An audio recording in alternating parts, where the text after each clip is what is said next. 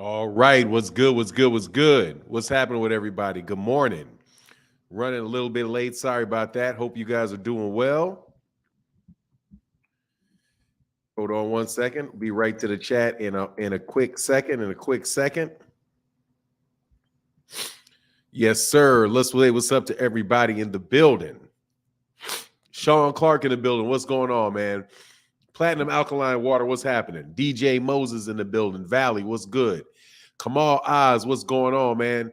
Kamonti. What's going on, man? I never seen you before, Kamonti Jordan. What's happening with you, sir? I don't think I've ever seen you before. Cadillac 634. What's going on, man? Jeffrey, Chris Brooks. What's happening? Keith Perry in the building. What's happening with you? I am EJ Love. I am EJ Love.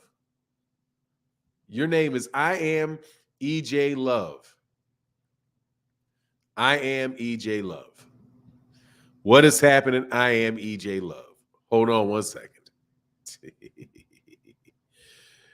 Hold on one second, brother, because we ain't going to get it. Hold on one second.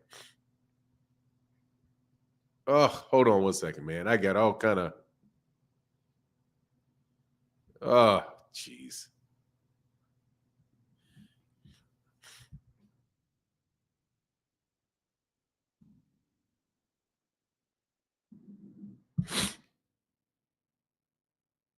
Yes, sir.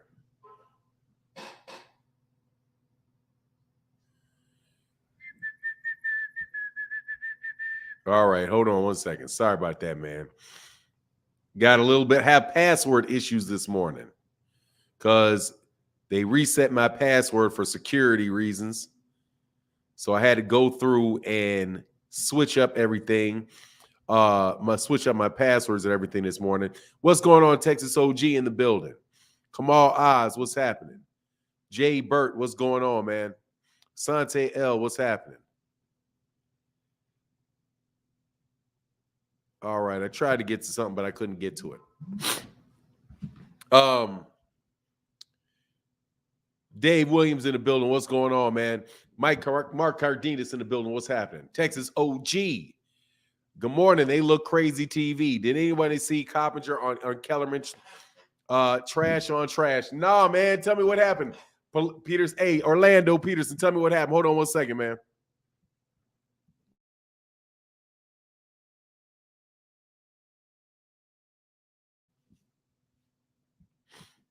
Still fighting this. These allergies. What's going on, Kamal Oz? Will Wright in the building.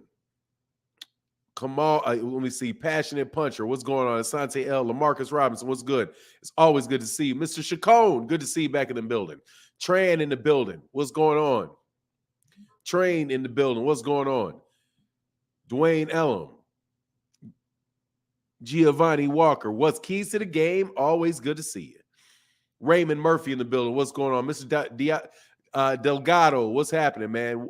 What's happening this weekend? Same old, man. Except for I'm gonna be by myself. My wife is going out of town. What's going on? AO Boutique in the building. What's going on, man? I am EJ Love. I am eternal Jesus equals I am eternal Jesus love. Oh, okay. That's what's up. Eternal Jesus love. Wow, where's that come from? Man, how y'all be finding out all these things? And what's up to everybody else in the chat, man? What's up with everybody in the chat? Look, man, can I go on record as saying before we get into the subject matter of the video? What's going on, Dre H? He said, what's happening for now? No notification. I hit it last night. Hey, man, you know how YouTube's funny business. They got a lot of people getting on YouTube every day. So, you know, they have their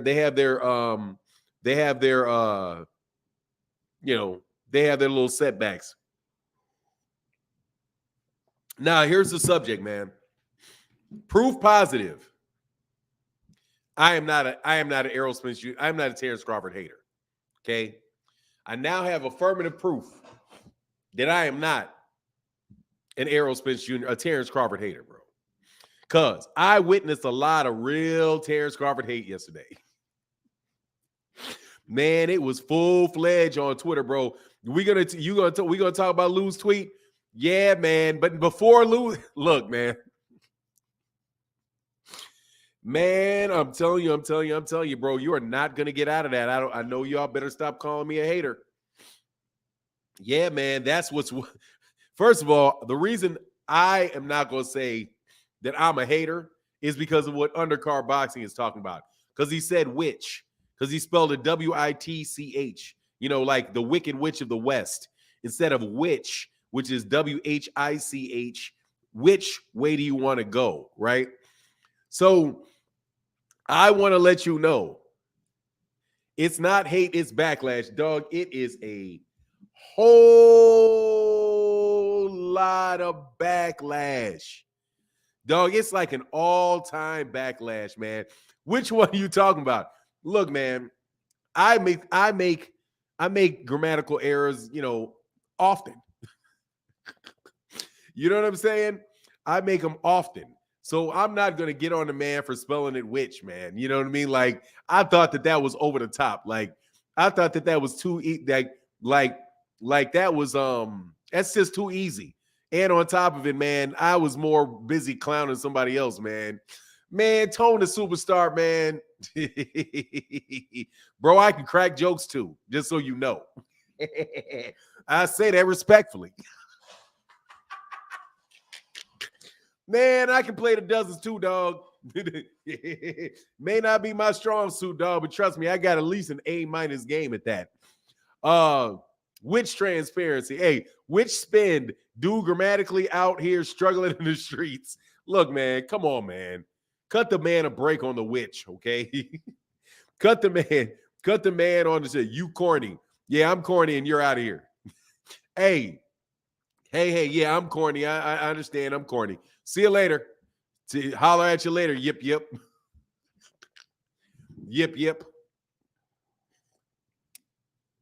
Anyway, man. Nah, bro, I can Jones. I can Jones a little bit, brother. Yes, I can. You corny. Yeah, I'm corny, all right. Dollars and cents. Hey, man. Why is Oscar such a girl phenomenon? I don't know if he's a girl or not, bro. But you have to ask him what his pronouns are. I can't speak on it. You know what I mean? I can't speak on it. But Asante L said, hey, Crawford really effed up his legacy with his duck move, lying in his resume coming to light. Yeah, bro, he really did, man. Yeah, he really did. Yeah, he really got beside himself, man. He really got beside himself. You know what I'm saying? I guess which is boss lingo. Look, man. He really did. He really did. Like, bro, you're not going to get out of that. You're not going to get out of that. Like, you have to fight that guy, man. You're going to have to fight that guy because you're just never going to get out of that. And all of, you like Humpty Dumpty, bro. You can't, man. Those other guys can't put you back together again, brother. You're going to have to do that yourself, man. He's going to have to fight because that backlash is bananas, man. The backlash is bananas. Bananas. The number of people that jumped on him immediately for why you ducking Errol Spence, bro. Sometimes I go to Errol Spence Jr.'s Twitter, and people do that to Errol too. But it's nothing like that Bud thing, man. You know what I mean? It's nothing like that Bud. But Bud is his own boss of which business. Come on, man. Come on, man. Come on, man. Come on, man. Even Rocky had to fight Clubber. Yeah, you got to fight him, man. You cannot talk your way out of that. Okay? You're saying you're the best fighter in the world. At the end of the day, man, people ain't really caring about all those excuses. All right? Really not caring about all those excuses. And all those other bozos. Shout out. I have to give a special shout out today. Oh, Mike Cardenas, why is Oscar so scared to life to risk his fighters? He doesn't want to go out of business. And he doesn't want to, and probably those guys are probably not ready. Jaime Munguia is not that good. So I understand Jaime Munguia. He doesn't want to feed Jaime Munguia to Jamal Charlo. Doesn't want to feed him to Jamal Charlo. You know? Errol, keep listening to Daddy Al. Yes, thank you, Marlon. See you later. Don't even know who you are. If the first thing you come up in here and do is talking, you're going to get thrown out. They need to get the bag, period. This is the start of a great live. Look, I'm really telling you. You talking about Marlon is a troll. Yeah. Oh, yeah, Marlon. Yeah, absolutely. You throw him out of there. See you later, man. Nobody's interested in that. Oh, it's your daddy. It's your, man, special shout out goes to Knockout. What is Knockout Boxing? Knockout 86. I'm going to keep messing up his name. It's Knockout. You know who Knockout is. It's Knockout. I think it's Knockout 86 TV. Who had more patience than I would ever had to sit there and talk to that dummy, who, by the way, I've already fried in the past, just over him calling somebody biased. Like, they go away, bro. But I did watch the video and I did see that stuff. Man, these guys will repeat. These guys will just talk about coming up with narratives. Do you know how one of the best ways to know that somebody's coming up with a narrative? A straight up narrative is when they're explaining the motivations that people have. When you say Errol Spence Jr. was scared to fight Terrence Crawford, that's why he fought.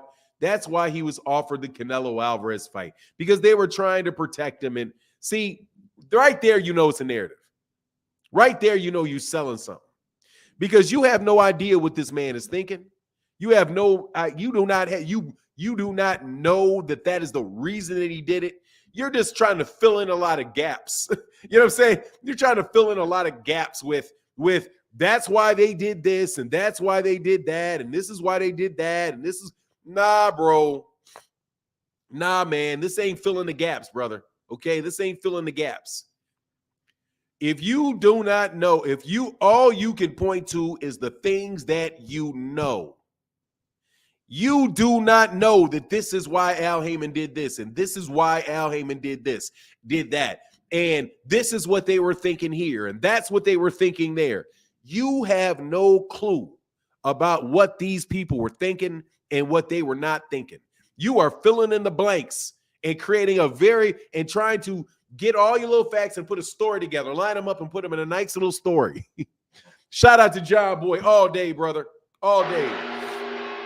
But y'all got to get up off Bud. No IQ, just flat out, just dishonest, bro. Just arguing for the heck of arguing. That dude just argues for the hell of arguing. Look, man, how you duck somebody when you're fighting another champion? This guy's got the WBO. This guy's got the WBC. You're trying to tell me this guy shouldn't fight for the WBC? This guy's got the WBO. This guy's got the WBA. You're trying to tell me he shouldn't fight for the WBA? Shouldn't fight for the IBF? What's going on inside the square circle? But more importantly than that, man, y'all got to get off Bud's back, bro, about misspelling words. As many comments as I read in my comment section where people use bad grammar, I'm telling you, man, there ain't no way. And now you're going to open it up to Errol Spence, because Errol Spence uses poor grammar as well. Now, it may not be as blatantly apparent as witch, like as in a witch, like it may not be that blatant, but God dog, all y'all use bad grammar. You know who uses something that probably uses the best grammar out of all of them is Gervonta Davis. Gervonta Davis is consistently using decent. Gervonta Davis writes halfway decently. Devin Haney writes pretty well. Shakur Stevenson, I don't be knowing what Shakur Stevenson writing half the time. Like Errol Spence, I don't know what Errol be writing half the time. I literally got to go back and put periods in it and adjust it, and I got to do all kind of stuff because he doesn't use any punctuation. Yeah, Devin is pretty good grammatically. Jay Milt's in the building. Now, Devin Haney writes is grammatically, he writes complete sentences. I'll give him that. Much love in that super chat. Blessings Fanon in the chat. Fam, in my opinion, Ryan isn't ready. Who can he fight to be ready? Salute Fanon. Been enjoying your work. If he ain't ready, nobody. Dog, look. Nobody. For Tank, who can he fight? Nobody. Nobody. Nah, nobody. Nobody. Bad grammar doesn't equate to intelligence, maybe education, but not intelligence. Absolutely not. And in most cases, it's equating to your ass just being lazy. You just being lazy and not checking your autocorrect. You know what I'm saying? At the very least, get Grammarly. Dudes from California, well spoken for the most part, even hood dudes. Yeah, what they are is they don't have a Southern dialect. They don't have a Southern dialect. Those guys are not from the South, they're from the West. Most of the Midwest is from the South. So people from Chicago, people from Texas, people from Atlanta, that's the South. And the South has a different dialect than the North or the West. You know? So yeah, you definitely get it better, man. He's not ready again. Nah, he ain't ready, bro. They ain't set the cut. They have not agreed to that fight yet. And it's been a solid week. So we're just waiting around. They said the A is in the devil's in the details. So they still looking through the details. David Williams said, good morning, Fanat. I'm so glad to be from the old school boxing era when great fighters had no choice but to fight each other with no excuses. Yeah, I mean, I like that point, David Williams, because I think a lot of it has to do with the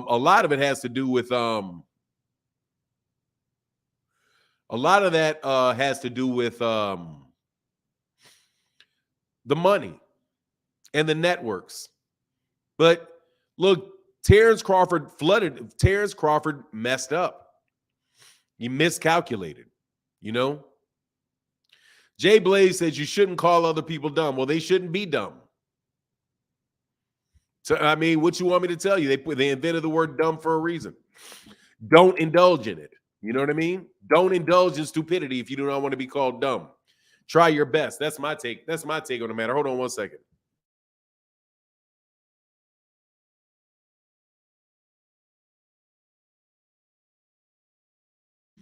All righty.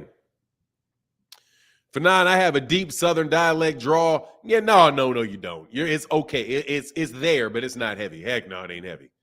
No. Deontay Wilder has a very heavy one. That's my point, Fanon. If he isn't ready, then let him learn. I hope he make the fight. Yeah, pretty much. You just need to come on out there and fight, man. Just announce a fight. Announce the fight. Let's get the fight on. It's going to be in April. Let's get the fight on. Okay. I want to know why in the world everybody keeps saying that the Spence fight is in March. And I'm not, I mean, is in May. Or what is it? Or it is in May. Has that fight been announced? Everybody keeps telling me that fight is in May. Tell you, man, people be saying stuff and it just be going. It just goes. Did Z-Side Bud ask for transparency from Cartel Kinahan? Hey, Daniel, how many hits do you have on your record? Bodies dropped, bombs exploded. Hey, man, look, man, I doubt very much he asked those questions, bro.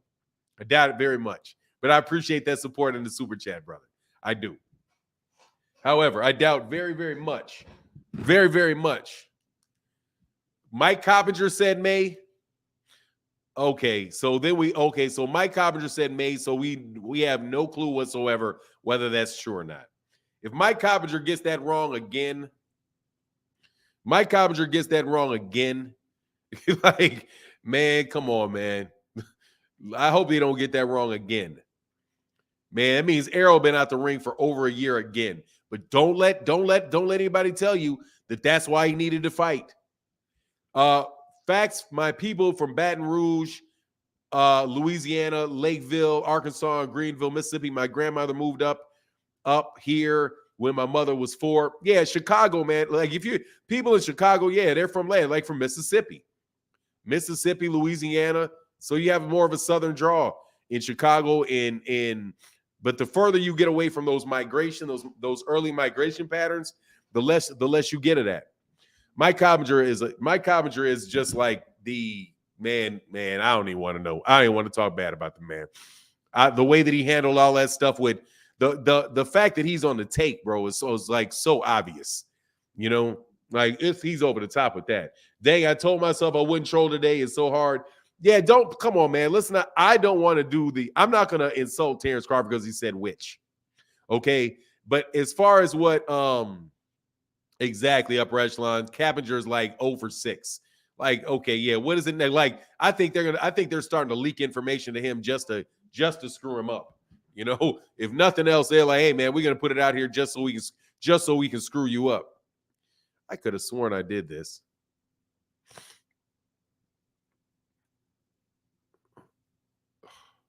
It's time for a new phone. Hey, man, Mr. Stupak in the building said, it's D1, my little support. Thanks for making my morning. Hey, thank you, hey, man. D1 Stupak, D1 in the building. Thank you, brother, for that cash app, man. Thank you for your support, brother. That means a ton. Thank you very, very much. Hold on one second, man. I got to dump this. Got to dump this. Got to dump this. Got to dump this.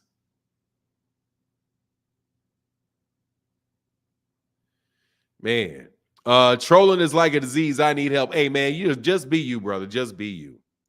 Don't worry about it. Just be you, man. Just be you. For now, when I'm out of town, especially the West or the Midwest or the Northeast, I sound super country to myself. It's like I can hear myself more when I'm around Southern folks. Sounding yeah, I can understand that. But it's really, I've been in the South a long time, man. Trust me, you're not. Your Southern accent is not that. It's not that thick. It's there, but it's not that thick. Then there's no hope for Frill Trill to Orlando. Look, man, let's get on to this, though. Let's get on to this. I want to talk about this Terrence Crawford thing. I don't care if y'all want to hear about it or not. That makes sense for now. I always felt like people from Chicago didn't have a dramatically different dialect than people that are from Baton Rouge. Yeah, no, because it's the South. Yeah, it's the same. Yeah, a lot. Mississippi, Louisiana, a lot of those people went to Chicago during the 30s and the 40s, the beginning of the Industrial Revolution. A lot of people migrated up, just like a lot of people from Louisiana migrated through Houston and then they went out to California. So there's a lot of people from Louisiana from California. But anyway, man, let's get back to this, man, because I do want to talk about that, man. Before we really get on the Gervonta Davis stuff, because honestly, I put that up last night because I wanted to talk about it because I know that he didn't sign the contract yet. But what we're getting is, Just Do Boxing said, salute to you, OG. Salute OG. Respect to you in the chat. Yes, sir. Respect to you, Just Do Boxing. One body in Yahweh, Los Angeles said, yeah, I'm in Louisiana and in Cali. Yeah, a lot of them, brother. A lot of Oklahoma and California too. Yeah. I most definitely want to hear it. Look, man, here's the thing about Terrence Crawford, man. You screwed up, bro. You screwed up. Flat out and period. You just screwed up. There's at a certain point in time, bro, you cannot walk off that big a stage and not have everybody see you walk off of it. These people that are acting as if everybody's just hating on you, man, they're not telling you the truth, man. Most of these people are not. Some of these people hating on you. I ain't gonna lie, bro. Some of y'all hating on Terrence Crawford, especially when y'all start cracking jokes like, which way is up? You know what I'm saying? There is some of y'all hating on him. I ain't gonna lie. However, dog, people hate what you did. People hate what you did. Because what you did was pump fake out of the big. It's like you said, you stuck your middle finger up to everybody in boxing. You just stuck your middle finger in the air and waved it like you just don't care. You had that, and they had that attitude that is just like forget all of you guys. Forget all of you guys. Right? And as a result, man, people are not forgiving this, man. I'm telling you, you're going to walk away. You're going to walk with that for the rest of your life. That, you know how them people make that? You make that one mistake. Now you make that one. Black Adam said, keep doing you. Good show with Marty the other day. Yes, sir. Hey, man, I'm going to try to get Manager Marty back on the channel, brother. Much love in that super chat, that $5 holler with the respect to Manager Marty, who definitely knows his business in boxing. No doubt about it. Look, man,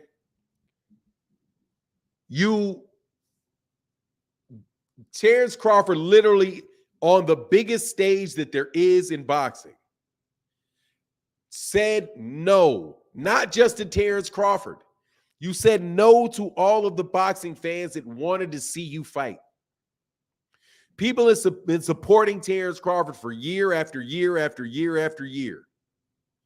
Year after year after year after year. And as soon as you get the biggest fight where it's right there, it can be made, you're the reason why the fight didn't happen.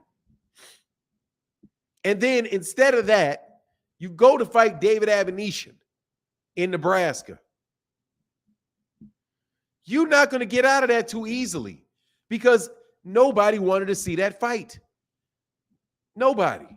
You didn't want to see that fight. You just wanted an easy fight. And it's just apparent you just wanted an easy fight. Nah, I don't need him. Let me take this easy fight. You're going to get a lot of backlash forever. You're going to get backlash on that forever.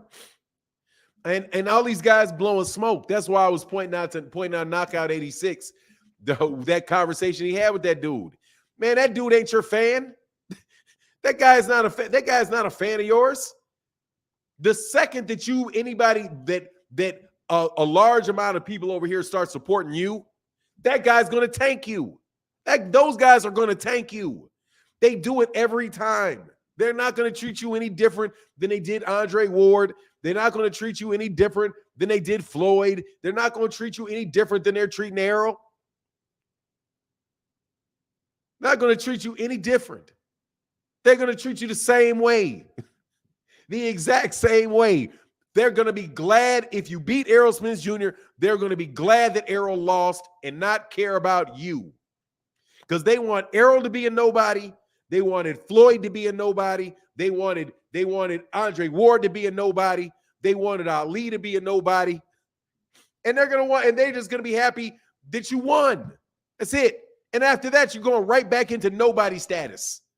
Right back into nobody status. Like, man, come on, man. I respect him for not killing Boots' career. What are you talking about? Who's killing who's Boots' career? Who's going to kill Boots' career? Man, Terrence Crawford ain't even fighting him.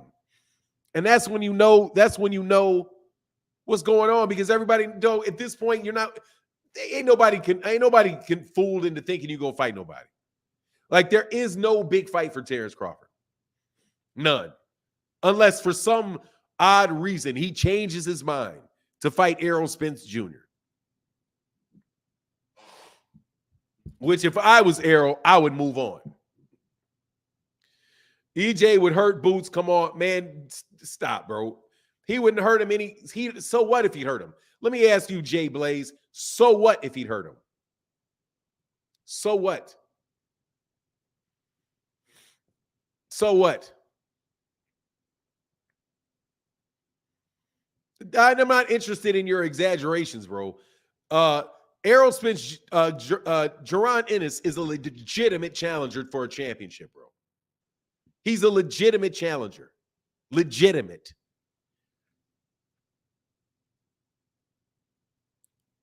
You think Errol, so anybody you think Errol is going to beat?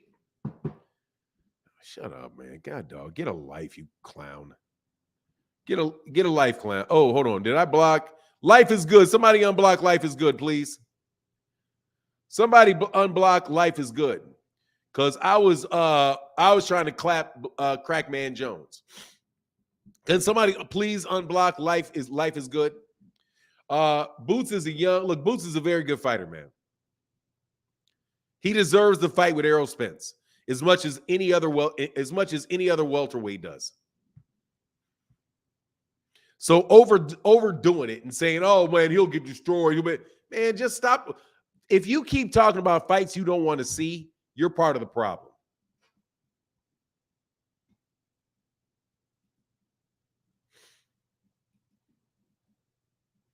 Hold on one second.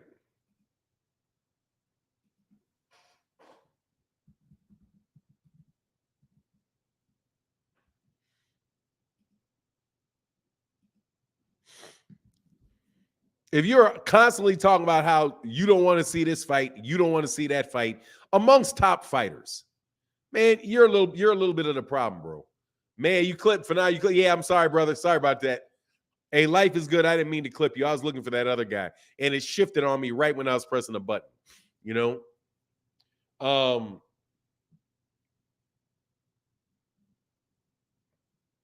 Okay, there you go.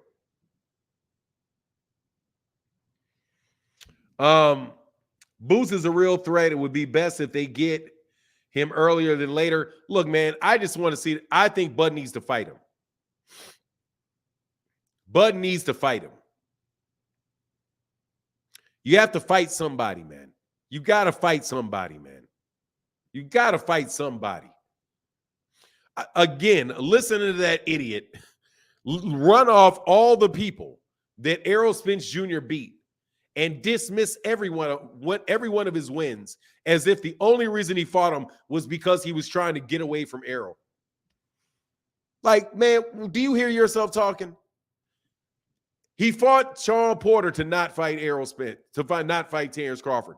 Then he fought Danny Garcia so he wouldn't have to fight Terrence Crawford. Then he fought Yordenis Ugas so he didn't have to fight Terrence Crawford. And then he was going to fight, he even wanted to fight Canelo so he wouldn't have to fight Terrence Crawford. Everything this dude did was not to fight Terrence Crawford. If you flip that same logic, then you say, well, Terrence Crawford fought David Avanesyan so he wouldn't fight Errol Spence. Terrence Crawford fought Igis Kalvanakis so he wouldn't have to fight Errol Spence. He fought Julius Ndungo so he wouldn't have to fight Errol Spence. I mean, look at all these other people he fought and he didn't fight Errol Spence. It's just ridiculous. The fact of the matter is, Bud has left a very, very bad taste in the mouth of boxing fans because, what is this? Hold on one second.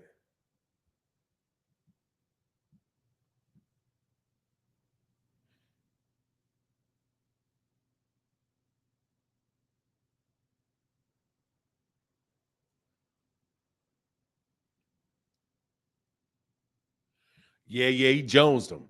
And that's pretty bad. Who am I downing? I stated sports and boxing truth. Same applies to EJ and everyone else. Hey, man, what is worth is never losing,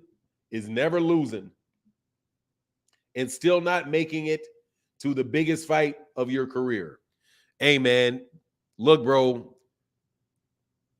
I don't know, bro. I don't know, man.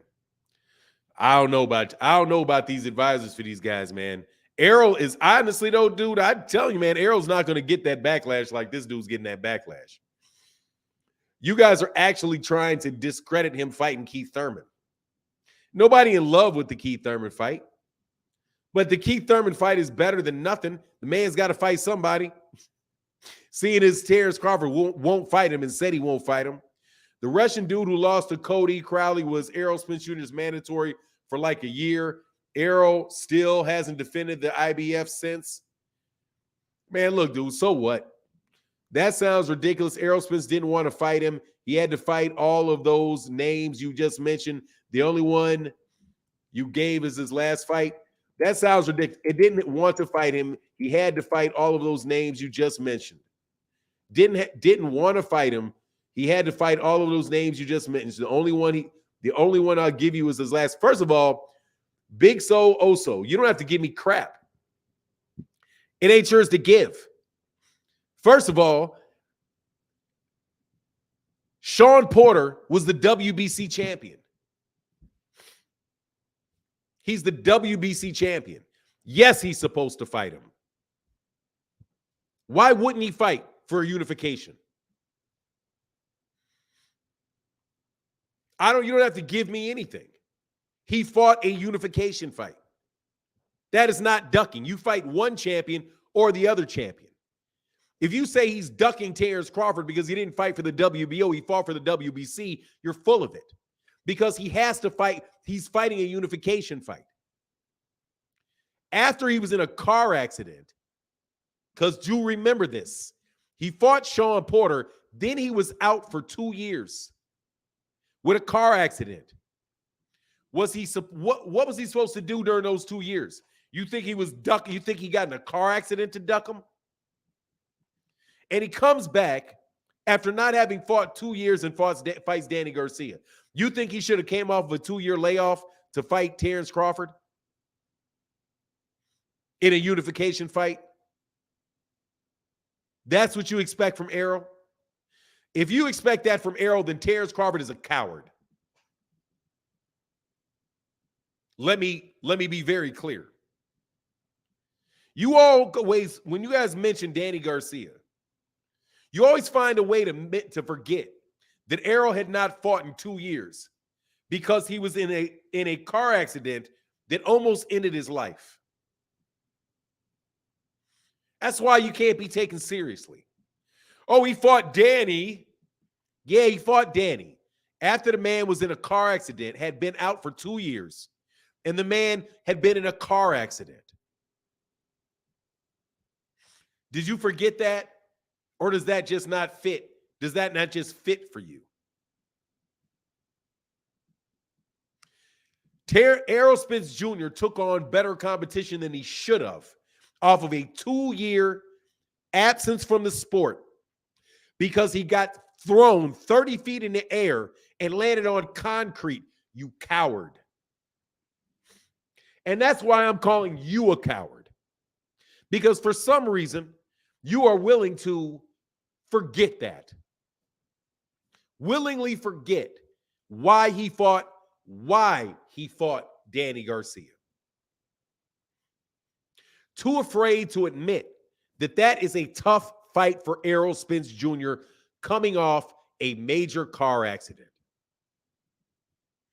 But you're going to give me that, right? You're going to give me that.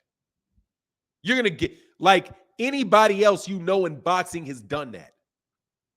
Canelo Alvarez had hand surgery. And since he had hand surgery, he's coming back to fight. He's coming back to fight John Ryder off of hand surgery. But you got a problem with Errol Spence Jr. fighting Danny Garcia after a major car accident. Do you think maybe you're just being a hater? Any chance that you may just be hating on the guy? Just a little bit?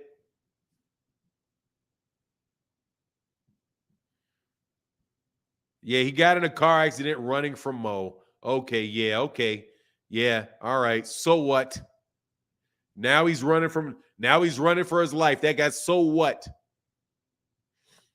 A little blue change for Fanon's spitting game. Yes, sir. Thank you, brother. Jay Milton in the building. Let's just talk about it for a second. Errol Spence Jr. comes off a 2-year accident, 2-year gap. Terrence Crawford himself says, I don't want to fight Errol Spence Jr. next because I don't want to fight him coming off a car accident. Let the man come back. Let him have a fight or two. But yeah, he beat Danny Garcia. He didn't have to fight Danny Garcia. He could have went right into the Terrence Crawford fight. Right off that accident, right after that near-death experience. Yeah. He got a problem with him fighting Danny, but then say, I don't want to fight him. Exactly. He didn't. Actually, Terrence Crawford didn't have a problem because everybody knows that's why why he took that fight. Because he was coming off a car accident. And he said that's where the words, I don't want a tune-up came from. I don't need a tune-up. Why did he say, I'm going to go back. Sorry about that, Malcolm Allen. Thank you, brother, for the super chat. Thank you so much for your support, too. Sorry about that, brother, because I got caught up a little bit talking to this idiot. Malcolm Allen bringing huge color to the chat, brother. He said, bring a color to the chat, brother. Thank you, man. Make the haters. Hey, dude, by the way, thank you for the real super chats. Thank you for the real super chats. Much love in that super chat, bro. Let me get to this other one, brother. Today should be a day. Man, every time y'all put a little color in the chat, that means a little less troll talk. A little blue change from Fanon spitting the game. Yes, sir, brother. Thank you, man. And then I'm going to get to this other beautiful orange. Hello and good morning to you and the chat room. Thank you, George Woods. Thank you. I got you now. Thank you, Malcolm Allen. I got you, brother. So this man fights Danny Garcia coming off a car accident. And he did that to duck Terrence Crawford. But you'll give me Ugas. His next fight was Ugas. So let's get this right. Unification.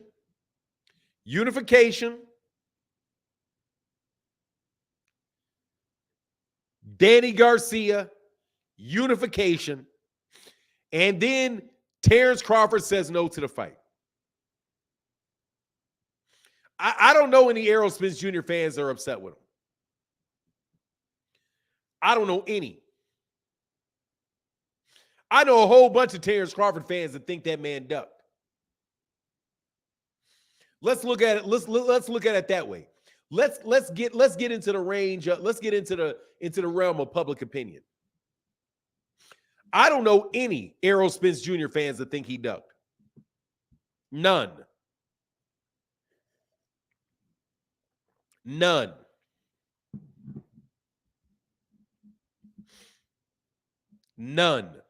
Jay Mill said, I know Blue is a little shady, but here's some change. Blue ain't shady. It just doesn't match my shirt. And I'm just like, appreciate you, bro. Thank you, brother. I know, seriously, man. Thank you. Hey, those get me off the trolls. Get me away from them trolls, because I'll fight with trolls all day. Since when did Danny Garcia become a soft touch? When Errol beat him? That's when he became a soft touch. He said plenty of Crawford fans don't F with. Plenty of Crawford fans don't F with no more. I'm telling you, a whole bunch of Terrence Crawford fans don't mess with him no more, bro. A whole bunch are like, yeah, man, he ducked the fight. A bunch of them. I don't know any Errol Spence Jr. fans that think Errol Spence Jr. ducked. None. And a whole bunch, you know why they're happy? And they're like, oh, you guys are so happy he's fighting Keith Thurman. Yeah, because you know why? Because people want to see him fight. He hasn't fought in a year. 2 years. Before that, he hadn't fought in a year. And before that, he hadn't fought in 2 years. If this was Gary Russell Jr., you'd be killing him for inactivity. But now, oh, he meant what? No, he didn't, man. Come on, man. Nah, he knows. Nah, he meant blue. He literally meant the color blue, bro. He meant the color blue. You out there clowning. Stone Alone in the building. Much love in that super chat, bro. So y'all can you can cut it. Because more Terrence Crawford is the one that ducked that fight. And most people deal with like things that are reasonable and just say, who turned down the fight? Let's say, this is a matter of fact. Who turned down the Errol Spence Terrence Crawford fight?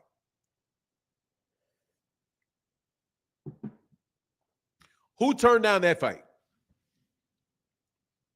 I need to put it in the chat. Give me the name of the person that turned down the fight. There you go. Not really any need to get any more complicated than that. Because strictly speaking, all that money stuff and the negotiations, all that stuff is not our business. You turned down the fight, bro. Well, let me tell you why I turned down the fight. Nah, I'm not really interested in why, man. Nah. Really not interested in why. I want to know who. Sosa said, Fed still have my accounts frozen from Hebrews. Donate. Oh, thank you, brother. Dang, man, why the Fed? They got you like that? Sosa in the building. I know who Sosa is. Sosa is upper echelon, ain't it? Much love in that super chat, brother. Reggie Bud fans still sleep with night lights because of the boogeyman EJ. Hey, look. Bud is the greatest duck of all time. I'm telling you, he has the greatest duck of this century, easy. When everything came down to it, he said no. T-Money, exactly. Who turned down the fight? The rest of that is whatever. The rest of that is he said, she said. However, not even he said. The The rest is he said he'll never take the fight. I'm past that fight. When do you see that fight happening? Never. With a really, really, really funky face, too. Never. You see how he did it? He was like, never. Dog looked all kind of like, dog, never. Like, look, do you see his face? Never. Anthony Forbes in the building. Much love in that super chat said, always speaking facts. Hold on, man. Let me get Stone Alone again because I didn't get Stone Alone. My bad. Let me slide back. Let me slide back and say shout out to Stone Alone with the big love. Somebody said it's nice how other channels respect me. Dog, we good. I appreciate that channels respect me, man. I respect other channels. These dudes are good. No joke. Stone Alone 5's in the building. These guys know what they're doing, man. These guys are good, and they're good for boxing, bro. And I'm not running around arguing with these dudes. But I do see the necessity in these guys bodying y'all. Anthony Forbes said, always speaking facts. Thank you, Anthony Forbes. And again, thank you, Stone Alone, brother. Thank y'all for keeping the channel hot, man. And Black Preacher Man sports fan Caleb said, I'm an EJ fan, and I'm not mad with Bud because he proved to me that he was what I thought. He was a Bob Arum paper champion who only fights bums, and that's the problem. That's the problem right there. No, Ja Tony, that's not my business to talk about. Y'all can talk about that. I did notice that other people were literally talking about me, though. So, hey, man, all's fair in love and war, partners. I said, I just posted in the chat. Oh, okay, that's what's up, brother. All right, thank you, brother. Much love to my guy, upper echelon in the building. Hit me in that cash app, bro. Sosa in the building. Dog, that's what's up. You should be like Sosa Boxing. That's a great channel name. Sosa Boxing. Jeffrey Brooks in the building. Thank you, brother, for that support, man. Says, how did that work? How can you call somebody a duck without wanting to know the reason? Jeffrey Brooks. I already know the reason. He's a duck.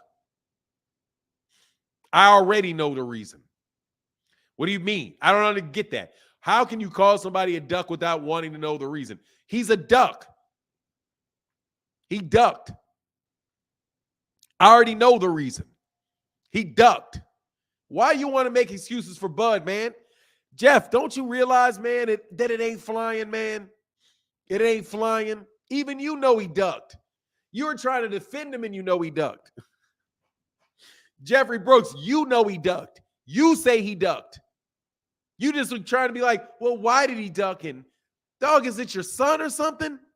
Come on, man. This ain't the parole board. You're not going to sit up. You ain't going to get paroled out of a duck. Like, well, you know, I really regret that I ducked. And nah, bro. You better hope Errol wants to still fight you. Otherwise, man, ain't nobody trying to buy that stuff, man. AP, the accountability partner, said, when did fighters getting accused of ducking when they were fighting for another belt with a goal of unifying all the belts? But it's not ducking when a champion offers to unify, but you take the number 8 instead, the number 6, technically speaking. Make it make sense. Oh, I'll make it make sense. Taryn, they do not like the PBC.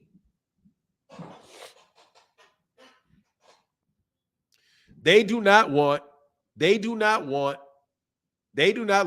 the PBC.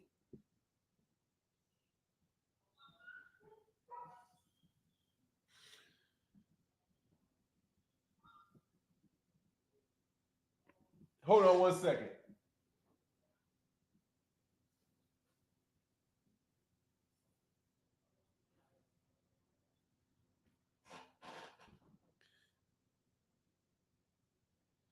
Oh, that's what's up, manager. Okay, cool.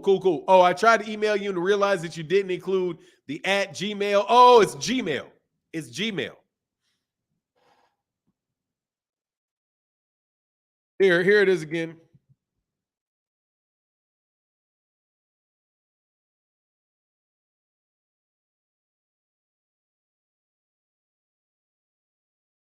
There you go, Marty. Yeah, there you go, brother.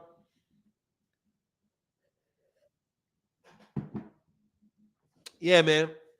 Yeah, that's what's up. Okay, cool. I'll check the email, man, for sure.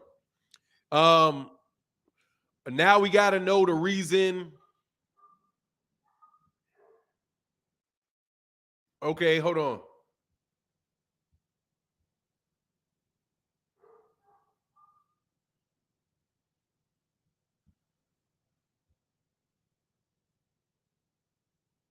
Okay. Yes, it's because it's hilarious. Jeffrey Brooks. Oh, bless us today, Manager Marty, with some words. Yeah, for sure. Yeah, man. God, you gonna make me.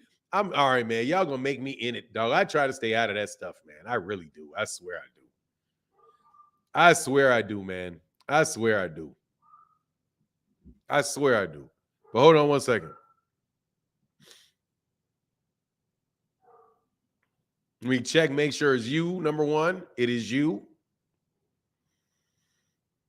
It is you.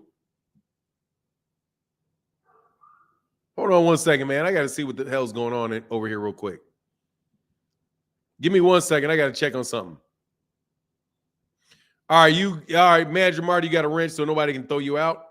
TA Hunter Youngs, and again, man, much love in that super chat. AP said Manager Marty don't use AOL except nobody use AOL except Granny. Now Fernando play. Look, dude, like I told you, man, like I don't like to get in the middle of all of that stuff, man. However, I will tell you this. Manager Marty's he knows his stuff, bro. He's not a joke. You know what I mean? And I wouldn't want to be put in a situation where somebody's calling me a joke and I know full well, primarily because you don't want no smoke with me. But you know what I mean? It is what it is, bro. You guys got to do what y'all got to do. You know what I mean? But at the same time, it is what it is, bro. I like the dude's channel. Hunter, I used to dial up. You got AOL? Anyway, manager salute to you, bro. So look, dude, a lot of cats got respect for dude. And that's what's up, man. At the end of the day, man, you winning. Thank you at Manager Marty for the business lesson the other day. That was intriguing stuff. Much appreciated. Answered a lot of my questions I had. Yep. Tom, that's legit. Yeah, man, the dude knows what he's talking about, man. No doubt about it. We got him, he and Rachel Donaire both came on the channel. Congratulations for the oh, by the way, congratulations to Nonito Donaire. I actually got a text Rachel and Nonito. Congratulations. Marty did a whole video trying to get his nah, bro, that's not how he worked. He got a lot of people's attention. Bro, that ain't how that works, bro. He got a lot of people's attention. That's why people do that. They don't do it to get your attention. They do it to get the attention of other people. The AP said, I just wanted to see the best fighters fight. People give these fighters passes to not fight, which is crazy. You know what I'm saying? Hold on 1 second, man. My dog is going bananas. I got to see what's up.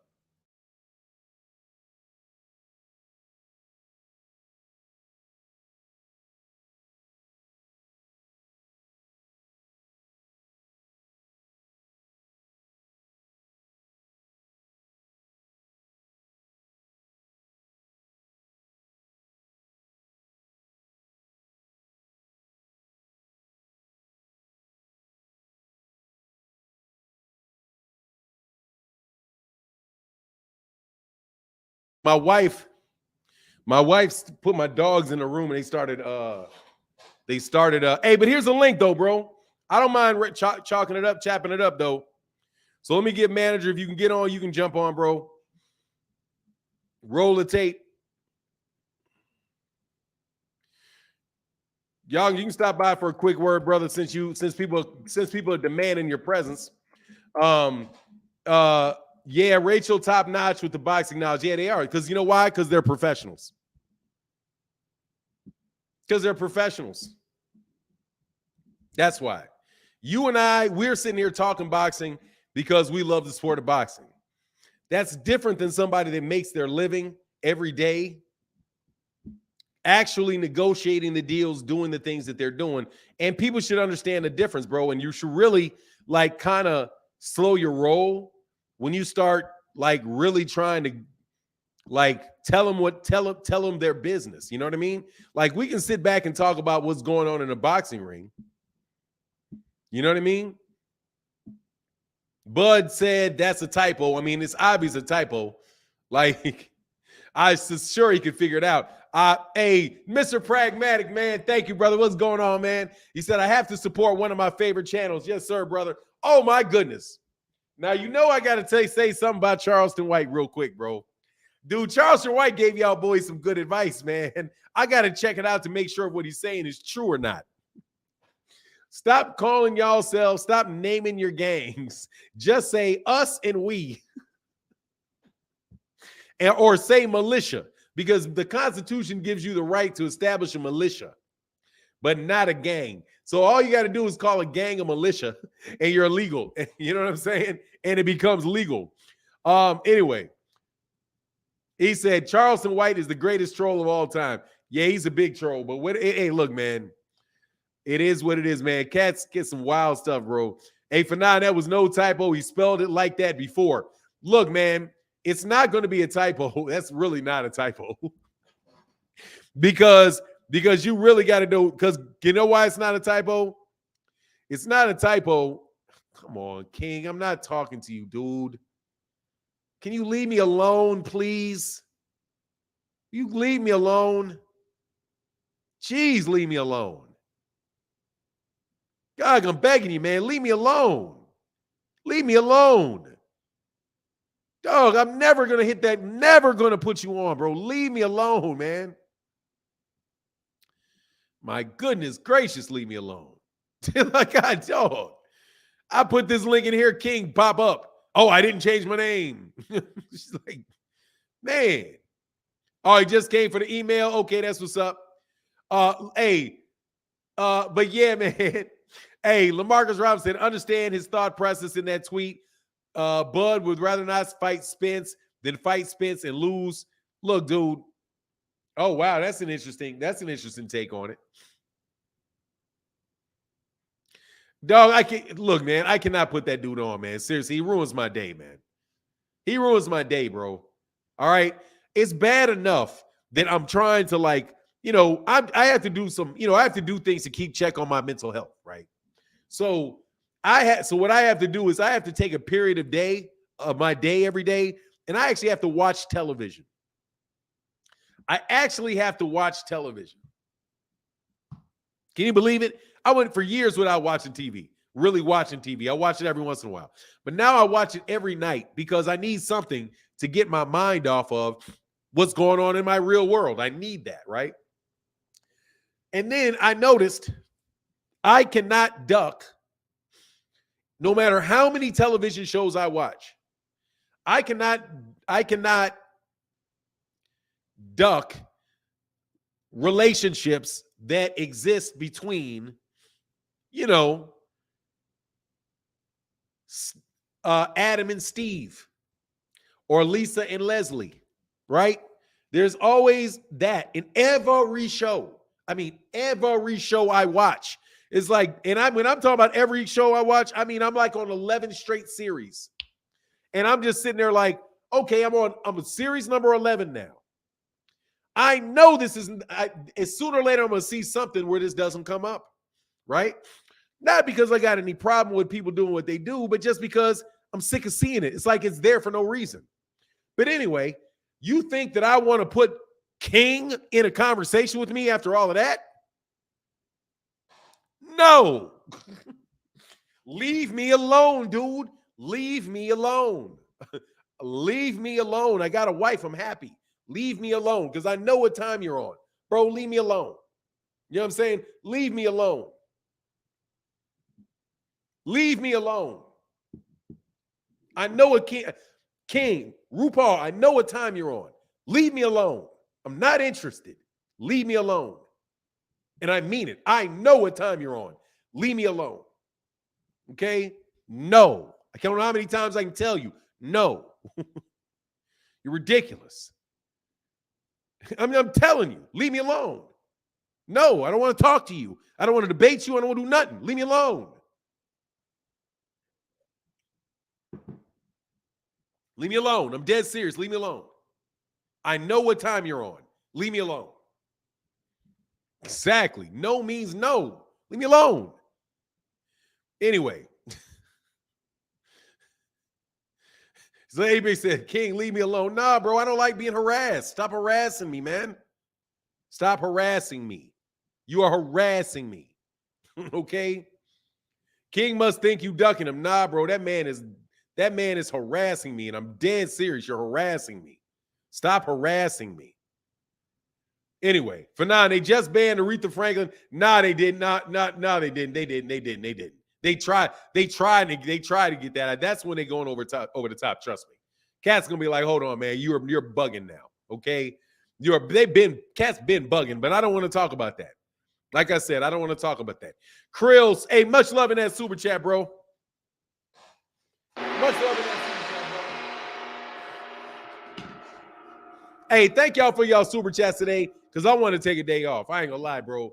It's yesterday. They had like man, there was a gas leak outside my house. I was up to like 1 o'clock in the morning, making sure I didn't have to evacuate my house.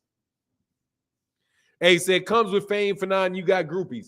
Bro, I don't have any fame. I'm literally staring right at a camera.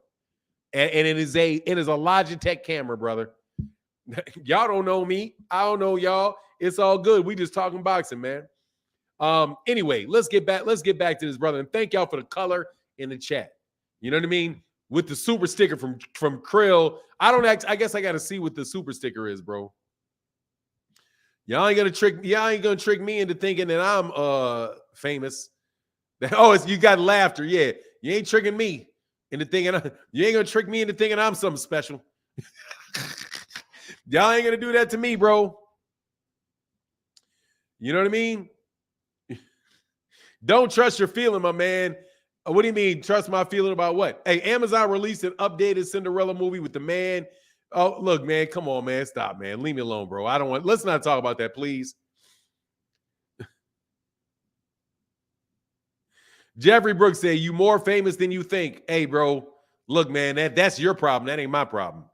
I know what I do every day. You know what I mean? Who do I think wins between Devin and Shakur? Shakur.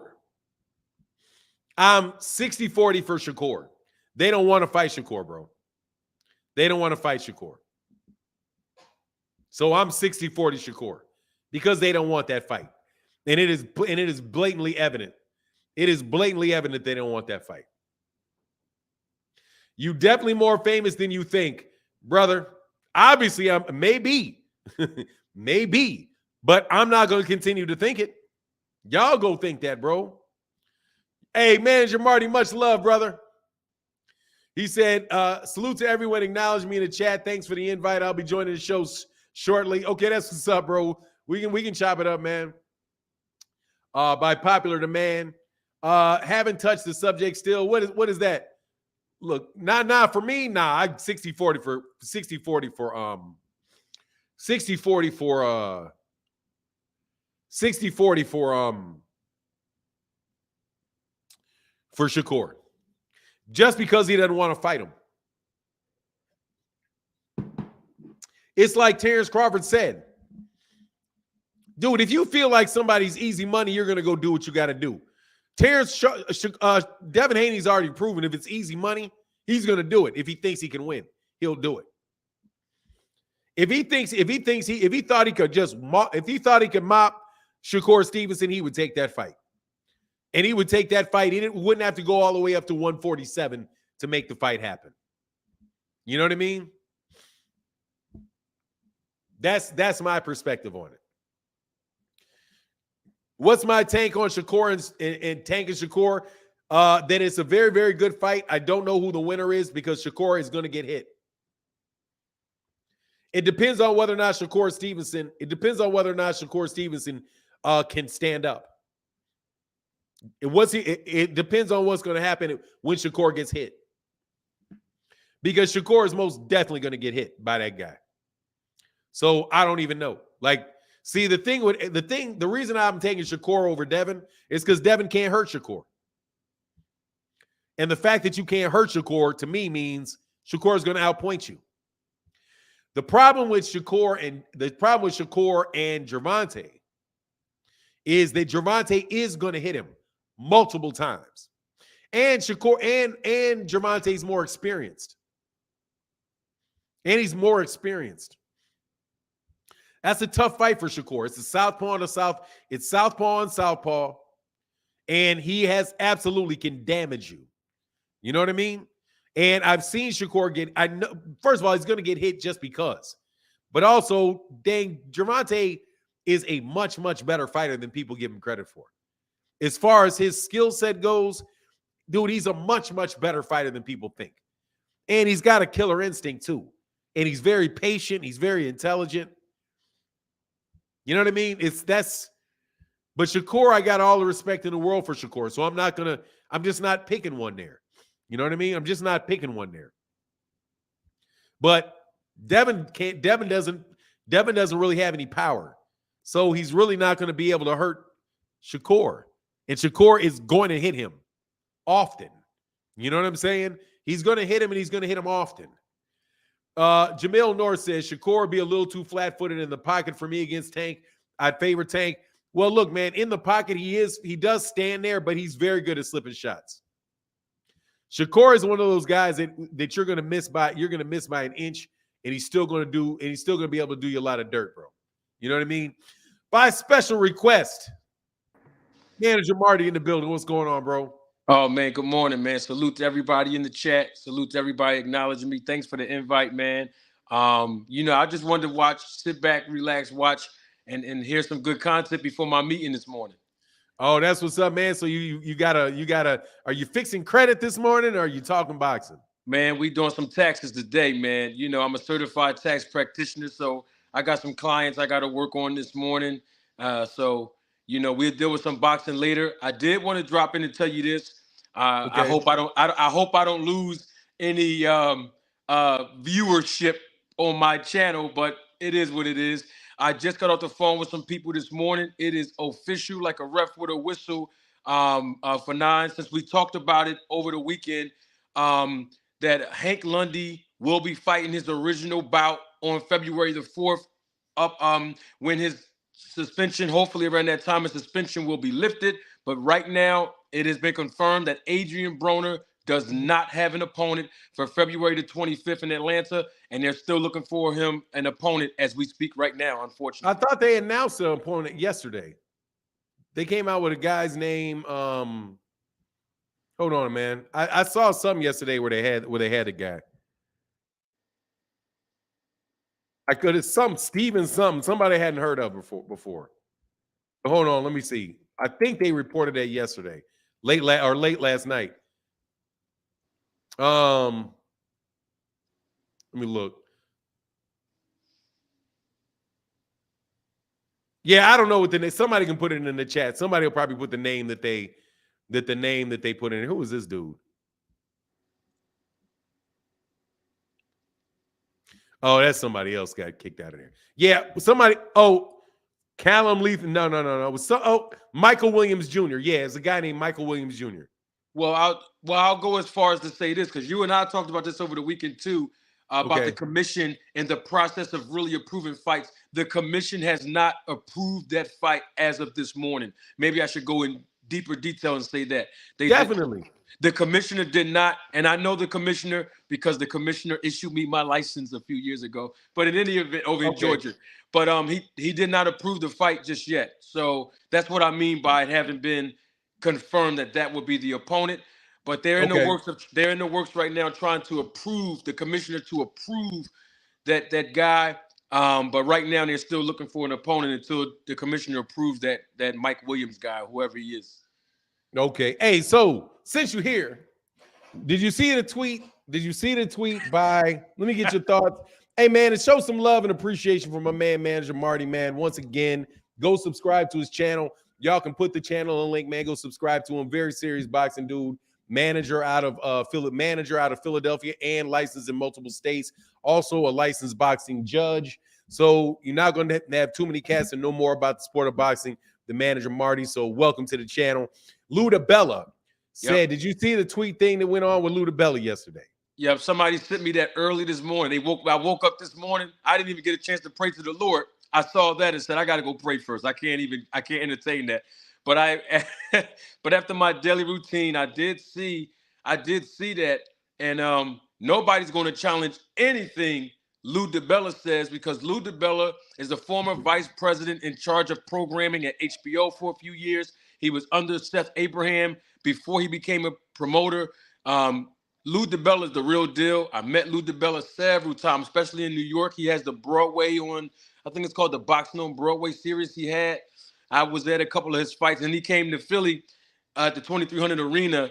I talked to Lou. He's a good man, and nobody's going to challenge Lou DiBella. He knows what he's talking about, and he's right about what he said about Crawford. He's absolutely correct. What do you mean? Well, expound upon that. Why do you? Oh, by the way, is it I met Lou DiBella one time. Do I recall correctly? Is he a really big dude? Yeah, Lou DiBella's a very tall dude. He's probably, like, you said you were 6'3", right? Yeah, I'm 6'2". He's like 6'3", 6'4", something like that. Yeah, he's Lou DiBella's a big guy. Yeah. Yeah, okay. Yeah, I just want to make sure I remembered that right. Well, I met him before. Huh? Well, I'm sorry about that. No, I was just saying I met him at the Roy Jones Jr. John Ruiz fight, like back in the day, man. And I remember thinking, God, dog, that dude is big. But yeah, so why do you think? So let me get it, man. So what do you think the aftermath is for because I want to be spiteful and make you go through that time frame again. Because come on, man. Dang, man. Hey, dog. I got taxes on my mind this morning, but go ahead, shoot it. Come on. Oh, no worries, man. It's all good. Come on, spit it. Listen, we here now. When I show my face, brother, use my resources. Come on. That's all right. Come and talk to me. All right. So again, man. No, let's keep it pushing forward, bro. Let's all right, come on. Forward. All right. So what is your sense on the missed opportunity for Terrence Crawford and what it will mean for the rest of his career if he doesn't get an Errol Spence fight? Lou DiBella said it the best. You can't duck the biggest fights of your career. That's worse than losing a playoff game, basically, is what Lou, from what I interpreted from that tweet. When it comes down to Terrence Crawford and his legacy, to me, he won't have a legacy, and you don't have to take my word for it. If you go on my channel, you'll see I did a video on that super champion 18-month. Everybody keeps talking about this 18-month. I dispelled that myth of the 18th month rule when I pulled up the actual WBO regulations on the privileges of a super champion, and it says these words. The reason why they would privilege a super champion to extend that 9-month mandatory to fight and defend the title is because of two reasons. Well, it's several reasons, but inside of one reason, it basically states in the regulations now, it's public record. Only if that super champion was going to unify the titles of the other sanctioning bodies, and if that other fight to unify was in the great interest of boxing fans to secure the super champion's legacy. So if he doesn't unify the belts, like he said to Andre Ward a couple years ago in that ESPN interview, that was his intentions. If he don't do that with Errol Spence, then what legacy does he have? I mean, no disrespect to any other fighters that competed against Crawford, because I still have to respect those guys for having the courage and the skill set to step in the ring. But they're not on the same level of opposition as the Errol Spence or any other top welterweights. So what legacy would he actually have? No disrespect. I'm just saying, what legacy will he have? His opposition on his resume doesn't really speak for itself when it comes to him securing a legacy in the sport of boxing as a true welterweight. I mean, look at what. You're saying as a welterweight, not necessarily as a lightweight or a super lightweight. Well, listen, I mean, you got to give him a little bit of credit, because if you don't give him credit, then you equally can't give the promoter and Brad Goodman, the matchmaker, any credit, because they're the ones that put Terrence Crawford in that environment to be able to get those title shots. And don't forget, like I told you over the weekend, it's all about money. So when the promoter's or a manager's trying to move his or her fighter, they have to invest a lot of money to be able to get that done. So if I take the credit away from Crawford from being unified, then I'm taking away the credit from a good promoter like Bob Arum, Top Rank, and Brad Goodman. And I would not do that because those guys did a great job for putting Terrence Crawford in the position that he's in. Because if Terrence Crawford had the skill set, like a Errol Spence or somebody that had top level skill set, this man would definitely be unified in multiple divisions, including the 147-pound division. But because Crawford and his team understands their limitations and restrictions, they will not get in the ring with Errol Spence, and that's why he lacks confidence. He just don't want to fight the guy. He just don't. Hold on, back up. You said I got to make sure I hear that again. Now, you're saying that if he would have been put in different situations, then he may have the skill set to do it, but because he wasn't put in those situations by the matchmaker, he wasn't developed as a fighter to enable him to win. You are a very intelligent man. If Brad Goodman, look, I'm gonna show you. I gotta take my glasses off because I love teaching. Hey, by the way, I'm about to do some videos quoting this dude. Just so you know. Oh, no, I'm about to do some videos quoting you. No, you're an expert on the circumstance. You're an expert on the subject. That's okay. I'm learning again. Once again, I'm learning. So go ahead, man. I mean to cut you off, brother. It's all good, man. Use the content. It's cool. Listen, I'm gonna show you how matchmaking is important. And I try to allude to it a little bit over the weekend on your channel, but I know that I would have to do like a whole video on the importance of having a good matchmaker in boxing because they don't get enough recognition and credit because they work behind the scenes for the promoter. I'm gonna give you this. Adrian Broner and Terrence Bud Crawford has something in common. Their resumes.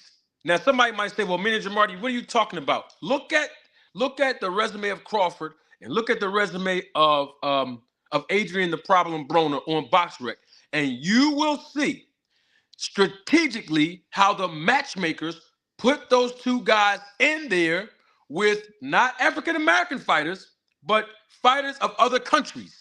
This is how they maximize the entertainment value and be able to pay those fighters the money that they pay them because they're always competing against non-African Americans. This is not anything racial. It's just business. You understand? A lower level guy who may have a little skills, but not enough to beat the A side, such as a Crawford or such as a Broner. You know, they don't match them with like African Americans because of the monetary value that these guys can benefit from, and on top of that, they're pit against those guys because it's expected for Crawford to be the A side and win. It's expected for Adrian Broner to be the A side and win. And you don't have to take my word for it. Go back and look at the last couple of fights with Tank Davis. It's always about how the matchmaker put these guys in there with guys from other countries to maximize their earning potential. Okay, that makes sense. Yeah, because I can see that. Now, as far as the matchmakers go, what is the responsibility of a matchmaker? Like, what's the total responsibility of a matchmaker? Very good question. The matchmaker's responsibility is to, first of all, be employed by the promoter. Let's make sure we get that clear. So now that the matchmaker's employed by a promoter, the matchmaker's job is to make sure that the matchmaker build an exciting card. And of course, there's always going to be two sides to the card, A side and B side, to be able to make sure not only is the fight or the card, the entire card, going to be entertaining, but also to maximize the promoter's dollar. Because remember, I told you over the weekend, the promoter's main responsibility is to save money while making a profit. And so it's always— Say that again. The matchmaker's job is the promoter or the matchmaker. Whose job it is? The promoter is to make as much revenue and save as much cost. Yes, yes. And the matchmaker helps him do that by putting the promoter's A sides strategically against an opposition that will be entertaining. Also, that B side got to be a good ticket seller now. You can't leave that out. And also for the A side to come out looking good for the next 2 or 3 fights down the road that the promoter has envisioned for this fighter. Okay, so does the matchmaker know how much through as a result of their job? Would they know how much money a fight generates? They would know a little bit about that because the promoter is going to tell the matchmaker, call Manager Marty and see if Manager Marty have this fighter, that fighter, this fighter in this weight division to be able to put them against a side and let Manager Marty know this is how much we're willing to pay his fighter through the matchmaker, because the matchmaker is the one doing all the hard work, all the research on the fighters. The matchmaker is not just going on BoxRec looking at records. The matchmaker is looking at the last 5 fights. He's looking at video of the opposition. The matchmaker is doing a whole lot of work to make sure this card is put together so that the promotion can advance on its mission on everybody on the card. Now, let me give you this piece of nugget. This is important as well. Hey, 1 second. Let me get this super chat real quick. Yes, sir. Matthew Thomas said, morning, Fanon and Manager Marty. Teach, I'm learning. Yeah, man, it's very educational. Go ahead, brother. Much love in that super chat, brother. Thank you, bro. Salute to you, Matthew Thomas. Salute. So let's say if the promoter only has 3 fighters that he or she is trying to move on the card, and they need to fill 2 more slots, right? So the matchmaker calls somebody like me, hey, Manager Marty, listen, do you have an A-side level fighter that you manage? And do you have a B-side level? And I might say, well, let me see how this works. He's asking me for an A-side, meaning that I get to put my A-side on that promoter's card, who I'm not affiliated with, to advance my mission to enhance the career of my fighter. But now there's some fees I got to pay. So what I'll do is say, do I really want to invest right now on this particular card? Is this particular card going to give my A-side fighter the exposure that I need for my fighter to have to enhance his career? Or do I say, you know what? I can allow my B fighter to go on that same card and make way more money than my A-side and less risk and investment for me. So then I start thinking about, what's best for both of those fighters if I'm managing them on the A-side and B-side. And so that fulfills the entire card, because remember I told you over the weekend, there's a certain number of fights that have to be presented to the commission for them to approve it. Okay. If I'm making sense. Yeah, you're saying, yeah, you make sense to me. Yeah, I understand. Continue. Okay. So I'm listening. I'm just listening. Okay. I was staying like that. Trust me, I'm not bored. I'm listening, and I think fairly quickly, so I'm understanding what you're saying. Okay. So when the matchmaker fulfills the entire card, let's say it's a 6-fight card at a local show. Once the matchmaker fulfills all of those obligations, the matchmaker says, here it is. I used these 2 words over the weekend on your channel, bout agreement. Remember, we talked about that. Yeah. That's when a matchmaker says, I'm going to send you a bout agreement. Sometimes it's the matchmaker send it directly, or sometimes the promoter will send an assistant to send it to a manager or whoever, or the fighter himself without representation. And then once all those fighters agree on the bout agreement, meaning that they sign their legible handwriting signature of their name, agreeing to all the terms, the location, the weigh-in weights, the location of the weigh-ins, the amount that they're going to be compensated for, all of the bout agreements and the contracts are sent to the commission of that particular state. Once the commission looks at all the bouts, the commission has the obligation now to make sure that the fights are not too lopsided. So I'm going to give you another nugget again. The commission goes and say, okay, wait a minute. Fanon, he just fought 2 months ago, and he got 12 losses, and he got knocked out 2 months ago in his last fight. And then this guy that Manager Marty is trying to, go Why against. Are you getting me knocked out? Oh, I'm sorry, bro. Just go ahead. Because the fans want to see drama and entertainment, man. Some of these guys on here want to see you lose. But watch this though. Watch this. You ain't gonna lose the fight. I'm trying to build something for you. I got you. I'm just playing with you, man. So now you got all these losses and you just got knocked out 2 months ago, right? Now remember, you're not my fighter. You don't even have a manager. You're just an opponent, right? But my fighter's the A-side guy. So the commission said, okay, now Manager Marty's A-side guy, he got 8 wins, and all of his wins come by knockout. So he only fought. How many rounds did he fight to get those 8 knockouts? Well, he only fought 8 rounds. Why? Because he knocked out all his opponents in the first round. But now for 9 is 3 wins, 9 losses, which means that you have 12 fights in total, 3 more than the prospect, right? But watch this, though. The amount of rounds that you face for 9 exceeds the amount of rounds that the A side in that scenario fought. So that's evenly matched, even though his record is better than yours. And here's the thing. When y'all get in the ring, everybody's there to see the A side. Nobody's there to see the B side win. And then once you turn around and you beat the A side, because the A side's not used to going past the first round, you see? So now like a Berlanga. Huh? Like a Berlanga.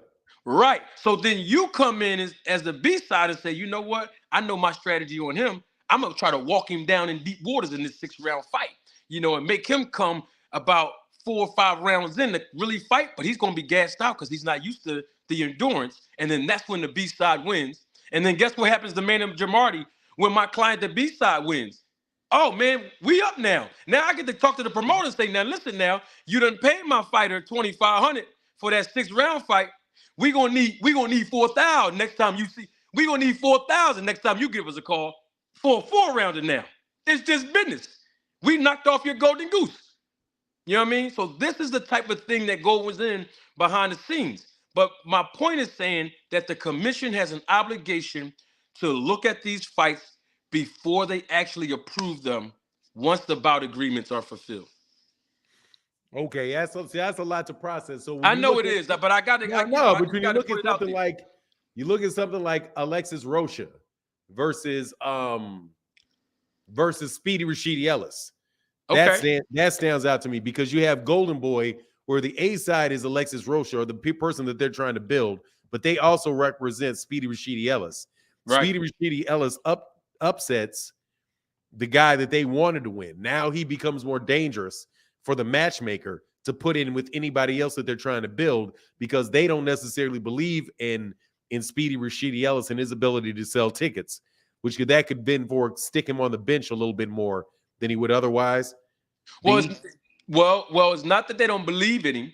It's just that when you comparing all the fighters that you have on your roster as a promoter, your job is to make as much money and maximize your earning potential as much as you can. It's no different than when Top Rank had De La Hoya and Mayweather. You see, Mayweather wanted to hurry up and get his name out there and get those big fights like with Cotto, Sugar Shane. Back then, Mayweather was calling Cotto and Sugar Shane and those guys out.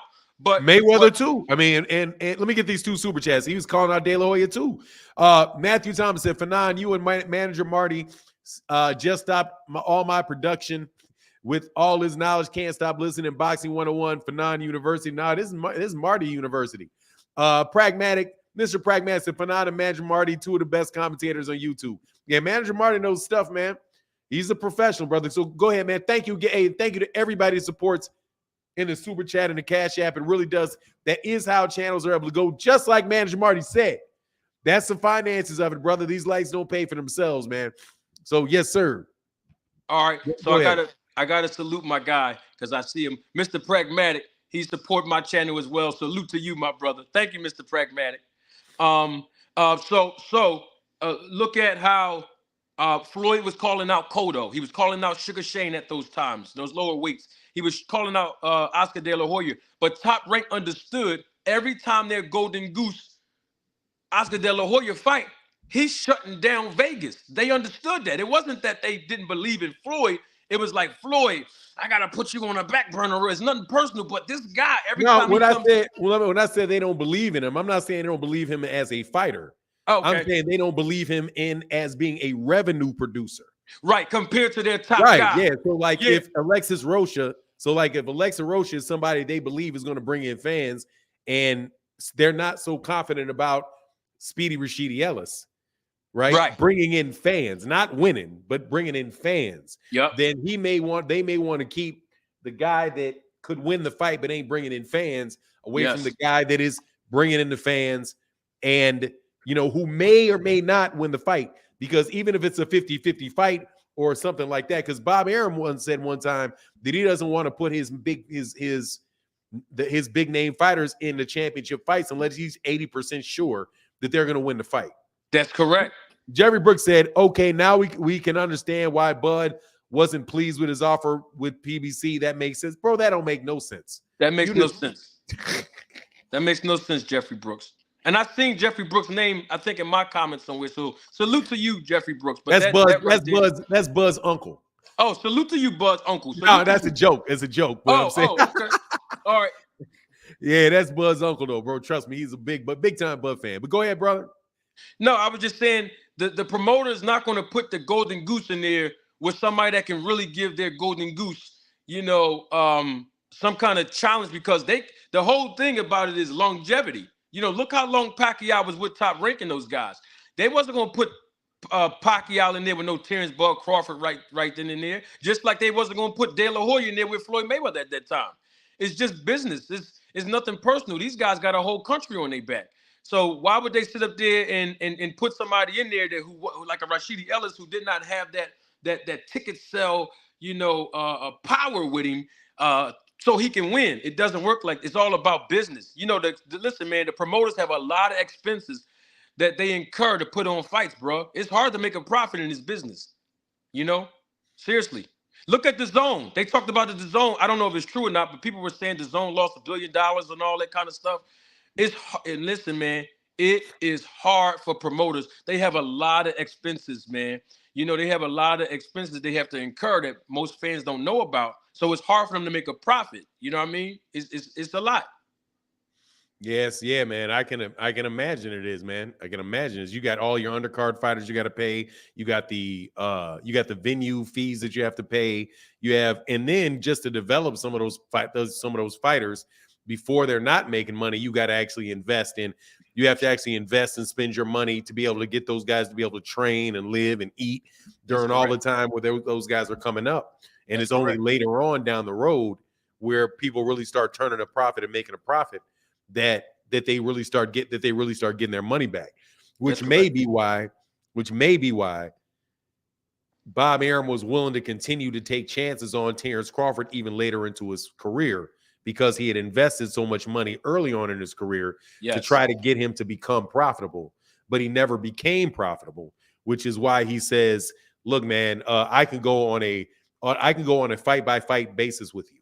We can't do a 4-fight deal, anything like that. We got to go back to like Marvin Hagler, what we did with Marvin Hagler. Now, the funny thing is, when he said we got to go back and do this, how we used to do business with Marvin Hagler, right?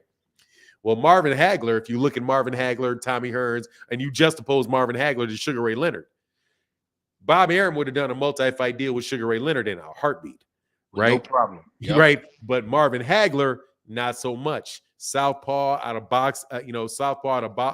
Boston, not necessarily the most talkative guy in the world. Yep. When you have more of a flashy, big name guy in Sugar Ray Leonard who can do the commercials, who you can get the different sources of revenue that you've been talking about, like the sponsorships. Yep. Right.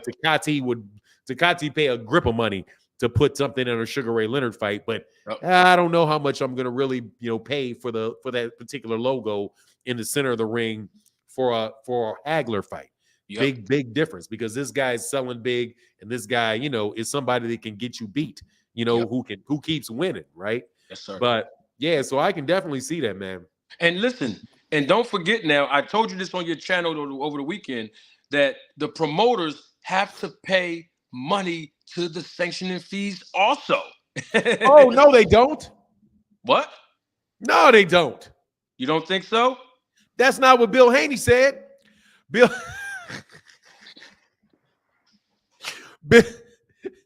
Haney said when he was talking to Tay, that's what they said. That's what Haney fans said. They said when Tank said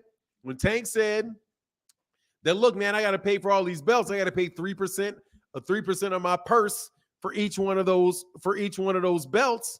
Mm-hmm. That's 12% of your purse, but you don't have to pay that. You can just have somebody else pay that. Let me tell you something. You don't have to take my word for it. It's in all their regulations, and don't let me roll. This ain't my show. This ain't my show, so I can't roll the tape. It's not my show, but it's on the WBO and the BA. They have a schedule, an addendum of payments scheduled for promoters to pay the sanctioning fees. They have to pay. Listen, promoters got to pay a yearly registration fee if they have a fighter ranked in the top 15. Listen, brother, I'm not going to tell you no lies. Everybody got to pay the look. So you got to pay a yearly registration fee for every fighter that you have ranked in the top 15 if you're a promoter, because they're in the rankings to move up to compete for a title. And here's the thing: not only does the promoter have to pay the sanctioning fee, not only does the champion have to pay the sanctioning fee. Guess who else has to pay the sanctioning fee in the championship? Okay, tell me the other people so I can guess. Go ahead. Who? The promoter and who else? The promoter has to pay in the championship fight sanctioning fee to sanction the bout. The champion himself or herself, and guess the third person has to pay a sanctioning fee as well. The opponent. Absolutely. Most people don't know that. Absolutely. So no question do they have to pay? I could go look at the regulations. Do they have to pay to say, hey, PBC is the benchmark for promoting? Much love in that super chat. Matthew Thomas. Thank you, brother, for that support, bro. Thank you for that support. And hold on, let me get this one, man. He said, great insight from you as usual, Manager Marty. At the end of the day, this is business. Fans speculate, but it's good to hear and an inside perspective. Salute. Yes, sir. I've read all of these, by the way, just so you know, Manager Marty, I've read all of the rules for the WBO. I've read the IBF and I've read the WBC. And so I know that there's some difference in the language between them. But there's like that one thing that people like always like miss, right? Like they go into, like, for example, is Devin Haney the undisputed champion at 100? Was Devin Haney? Was Teofimo Lopez the undisputed champion, right? At 135 pounds. If you look at the WBC rules, it says that there's that interpretation section at the beginning that says that the the president of the WBC, Mauricio Sulaiman. I don't know what his title is, but I think it's president. Who's that? Mauricio Sulaiman. I think he's the president, isn't he? Yep, he's the president. The president of the WBC can interpret these rules at his sole discretion with consultation of the governing board, any of these rules, which means he can create belts, he can elevate people, he can strip people for anything that he believes is in the best interest of boxing. So, and most times when you're talking about I suspect what means when he says the best interest of boxing, he means the money. You know what I mean? Means the money or the public's perspective or something that relates to that, right? Yeah. So when they created the WBC franchise title, this is what Mauricio Sulaiman said, that the WBC franchise title for that particular division is our champion. That's what he said, right? So people will point to and say, well, that's not what the WBA says. The WBA doesn't recognize the WBC's champion, right? As that. And my response to that has always been they have absolutely no say-so in that whatsoever.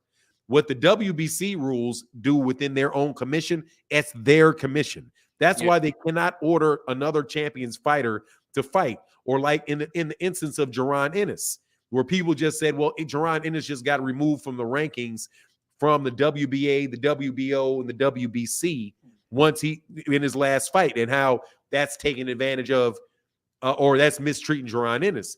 When in fact, he became a champion in the IBF as an interim champion. And since you're a champion as an interim champion, the WBO and WBA cannot order Jaron Ennis to defend that belt. Only the IBF can order him to defend that belt. That's so correct. if he's still in the rankings of the WBC say, okay, we order you to fight for a title eliminator against Alexis Rocha, right? Yeah. That would de facto be them ordering him to defend the IBF interim title against Alexis Rocha, which is what they can't do. So it's like it's not just like, because I mean, that's my background. When I read the rules, you got to understand how these rules play against each other, right? Yeah.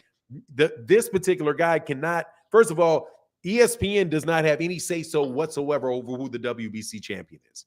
That's right. True. Because they just don't, they're just a newspaper. Like the Ring magazine. The Ring magazine is not really a championship. Because do you have to be do you have to deal with the Ring magazine whenever you put a fight on with somebody? Or when, to get them on a card, or they're just, that's all they are. So I think a lot of people just kind of get confused about, what the marketing of boxing is and how they sell you champions versus what the actual inner workings of it. And it's not even, like you said, this is public information. This is not inside stuff. This is just you actually knowing how the organizations work, man. And here's the thing, Fanon.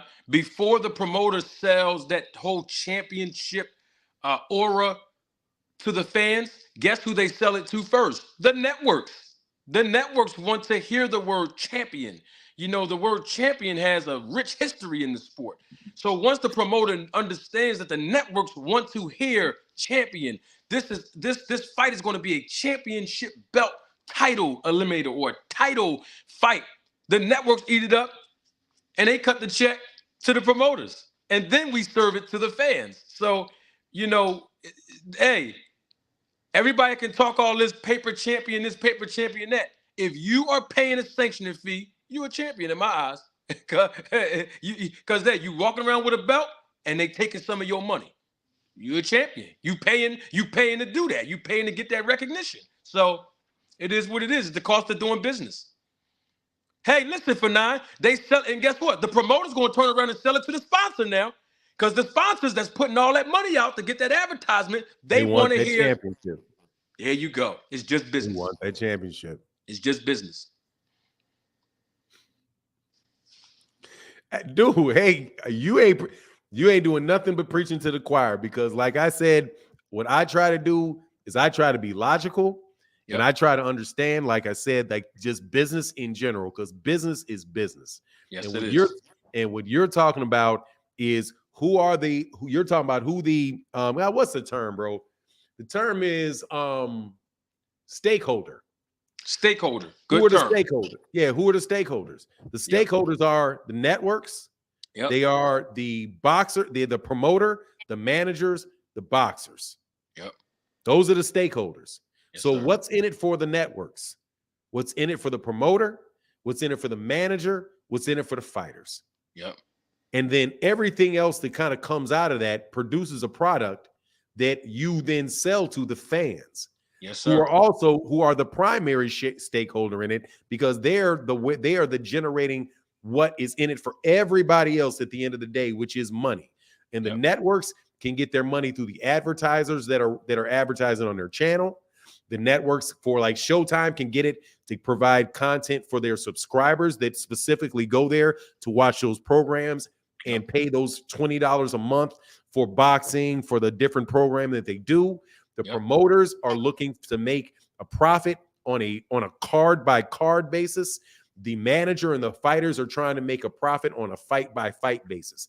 And the fans are trying to get a return on their money that is conducive, or that is consistent with the amount of money that they pay.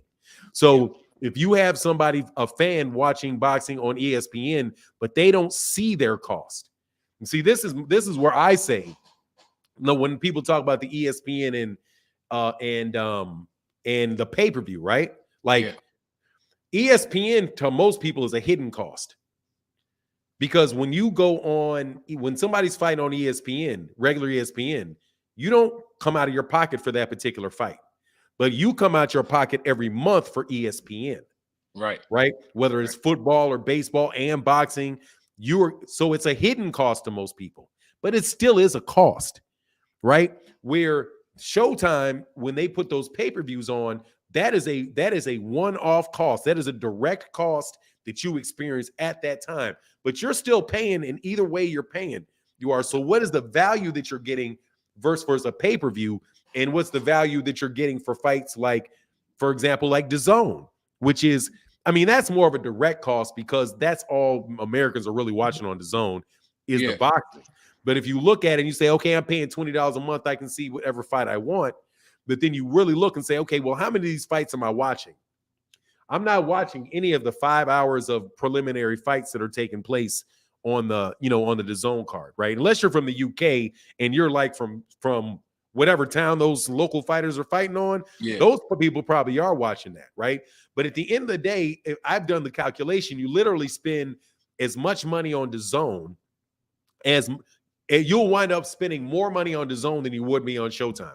The only difference is that you're getting it, what do you call it, a la carte. That's what I was like. You got it a la carte. Like, okay, I want the fries and the burger. Do you want the fries? Do you want a package? Like, do you want the happy? Do you want the meal, which comes with a Coke, fries, and a Big Mac? Or do you want to buy the Big Mac by itself, or just get fries by itself, or just get your Coke by itself? Yes, sir. So at the end of the day, man, it's really, really and truly. That's why I say business is business. And that's the only vernacular that I would change when people say, like, you don't understand, like, boxing, like the business of boxing. What I think you understand, which I don't know because I don't have the experience, is the protocols of boxing. You know what I mean? Like, what it is, like, for example, you doing taxes, right? Like, I figured out, like, if you have a business, I think this is the first year that if you have your own business, that you have to show a profit for that business before you can actually take your expenses. Deductions. Yeah. Your deduction for those. I think this is like the first, at least that's what my accountant told me, is this year's, if you have a side business, you, in order to, like, take your deduction for your, what is it, 25% of your, whatever the square footage of your house is. Oh, yes. Mm-hmm. Yep. You know what I mean? Then you can take that, whatever percentage of your square footage your house is, you can take that same amount for everything, not including your garage, right? Because I think that they're saying, except for your garage. But anyway, that is like, that's the difference between people, I think, what a lot of people who are boxing fans doing versus what you're doing, is that you actually know, like, what the specific rules and regulations are, what the standard operating procedures, that's what I'm looking for. Standard operating procedures. Very good word. Yeah, the standard operating procedures associated with it. So your viewpoint about what's going on in boxing is not a little bit different. It's definitely vividly different, because you're a stakeholder in it. And you're used to, and you literally, when you're going through your day, have to address and understand what it's the WIFM, or the what's in it for each one of these people. Where boxing fans are looking at it and really looking at it at the end of the day, like, well, what's in it for me? And if what's in it for me, and this is getting back to Terrence Crawford, is that we can sit through and pay for all your build-up fights. And because you understand that intrinsically, right? That this guy's a prospect, he's going to fight this type of fight, this type of fight, this type of fight, he's going to get built up. But at the end of the day, it's kind of like what you said about, I think you talked about the courses of meals. You used that analogy. Yes, sir. I like that. But you're at the end right now, it's like you went through all of that with Terrence, and then you get to the main course, and he wants to take you back to the appetizer. Yep. And you go back all the way, and so it's going to be like, no main course, here's the appetizer. And that's what David Abination is. Yep. He was an appetizer. Yep. But dude, it's like, no, we sat through all of these appetizers. Yep. We sat in Errol too. We sat through this appetizer, right? Championship fights, I don't think, are appetizers. What's your take on that? On that? Well, let me give it to you in this way. The fans need to understand this. There's two types of fighters in boxing. There's two types of fighters in professional boxing. Let me just use that. You have a prospect, opponent, contender, champion. Very simple. Is a gatekeeper the opponent? We call them opponents over here. So we have prospect. Yeah, we call them prospect, opponent, contender, champion. And you got to understand that just because an opponent is in that ring fighting a prospect, it doesn't mean that the prospect is making more money than the opponent. The opponent, most of the time, makes more money than the prospect. But there's four types of fighters in the professional rankings. Now, to allude to your point that I made over the weekend on your channel about that restaurant analogy I used, you got your bread and water first, then you got your appetizer, and then you have your entree. And so when you go to a fight, whether you go to a fight personally or watch it live on TV, and I'm including pay-per-view as well, you will see that there's those preliminary fights, those 4-rounders, those 6-rounders, that's your bread and water. That's to get you ready for the appetizer. Then you got your 8 and your 10-round fights. That's your appetizer. And all that's getting you ready for the main event. The undercard gets you ready for the entree, which is the co-main event first, which is the 12 rounds. Sometimes the co-main event can be 10 rounds. But between 10 and 12 rounds, at some point towards the end of this card, I'm going to get the main event, which is the full entree. So that's the perspective that fans need to start, having or adopting after they hear me speak, is there's nothing to be disappointed about, because just like when you go to a restaurant and they charge you, let's say $30 for steak and potatoes at Longhorn. I'm just using them as an example. Then you're like, you know what? At least I know what I'm getting. That BLK Prime card, $40. But the bread and water wasn't good, nor was the appetizer good. Everybody came there to see Terrence Crawford. That's it. But when you compare that to like a Tank Davis fight, who had Jaron Ennis on the card, who had Rashidi Ellis on the card, who had the return of Demetrius Andrade on the card, now you getting that bread and water, that appetizer, and then you getting that entree, and they charge you $75 for it. So that's the difference in promotion, and you get what you pay for. Yeah, that's interesting. Zenith 36 said fans like to think the most dangerous fights automatically make the most money, and it made short term but not long term. Heavyweight value took a hit when Wilder lost to AJ. That hurts Fury. That hurts Fury versus Usyk. Yeah, that's interesting, man. I mean, if somebody that is a crowd pleaser, knockouts mean something, man. At least that's the way. Knockouts mean something, man. That's something that gets you up, gets you jumping. And I think that Tyson Fury tries to entertain in every way that he can entertain. Yeah, he tries to entertain in how he's taught, like outside the ring. Yes. But once he gets in the ring, it's really not that. I mean, depends on if you're a fan of his or not. Very, very good fighter, but not something where you're going to ever rewatch the fight. You know what I mean? Or you're going to ever go run a highlight reel on him. So guess what the matchmaker has to do? He has to put him in there with the right dance partner to get you to want to pay for it. And they did just that when they put him in there with Deontay Wilder. Oh, okay. I'm just saying, look, he was off of a big layoff, right? I'm talking about before he fought Wilder the first time, Fury was off of a big layoff, right? Yep. So technically speaking, when someone's coming off of a big layoff, you don't want to get them in there with a big power puncher. Look at Adrian Broner. He was coming off a big 2-year layoff. Ivan Redkach coming off of a big 2-year layoff. That's an evenly matched fight. Look at the second replacement. Hank Lundy's not a big puncher. Adrian Broner's coming off a 2-year layoff. Get him in there with somebody like a Hank Lundy who can give him that work, but we know he's not going to knock him out. So when Tyson Fury came over to America, it was that promotion was built to leave him as a sitting duck, to be honest with you, because the man came off of a big layoff and he's going in there with a natural power puncher in his first fight back. No, it was his third fight back.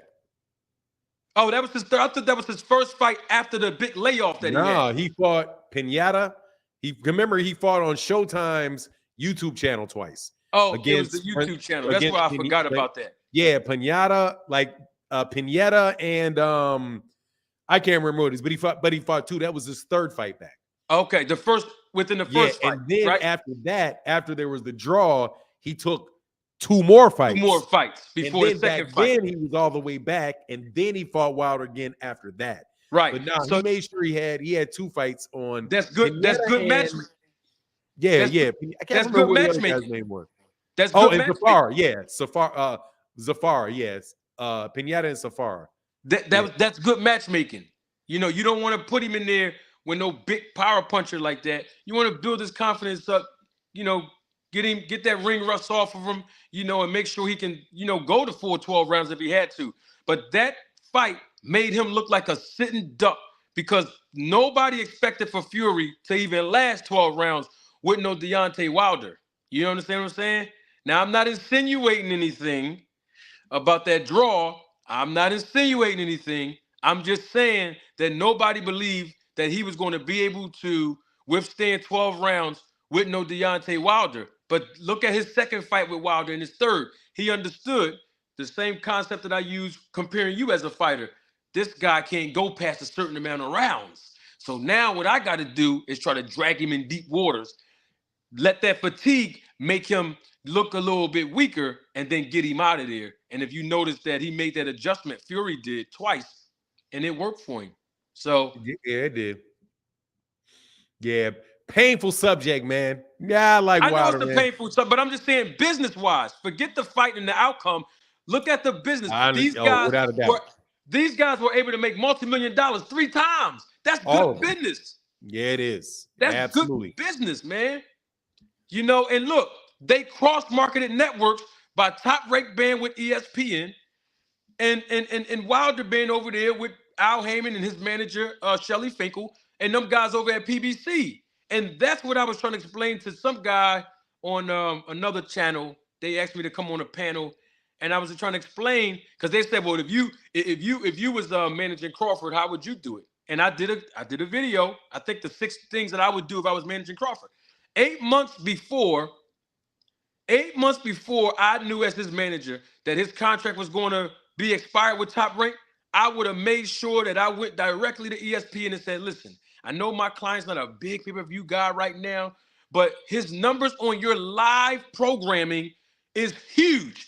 So I'm going to use that as leverage to say the same thing Tank Davis is doing. He's done with Mayweather, but he got a direct connection with the network now, right? The de facto promoter. I would have done the same thing with ESPN so that when it's time to go get that Spence fight, I got a network behind me, number one, with ESPN, to go tell Al Heyman, I got leverage behind with my client. We got a big network.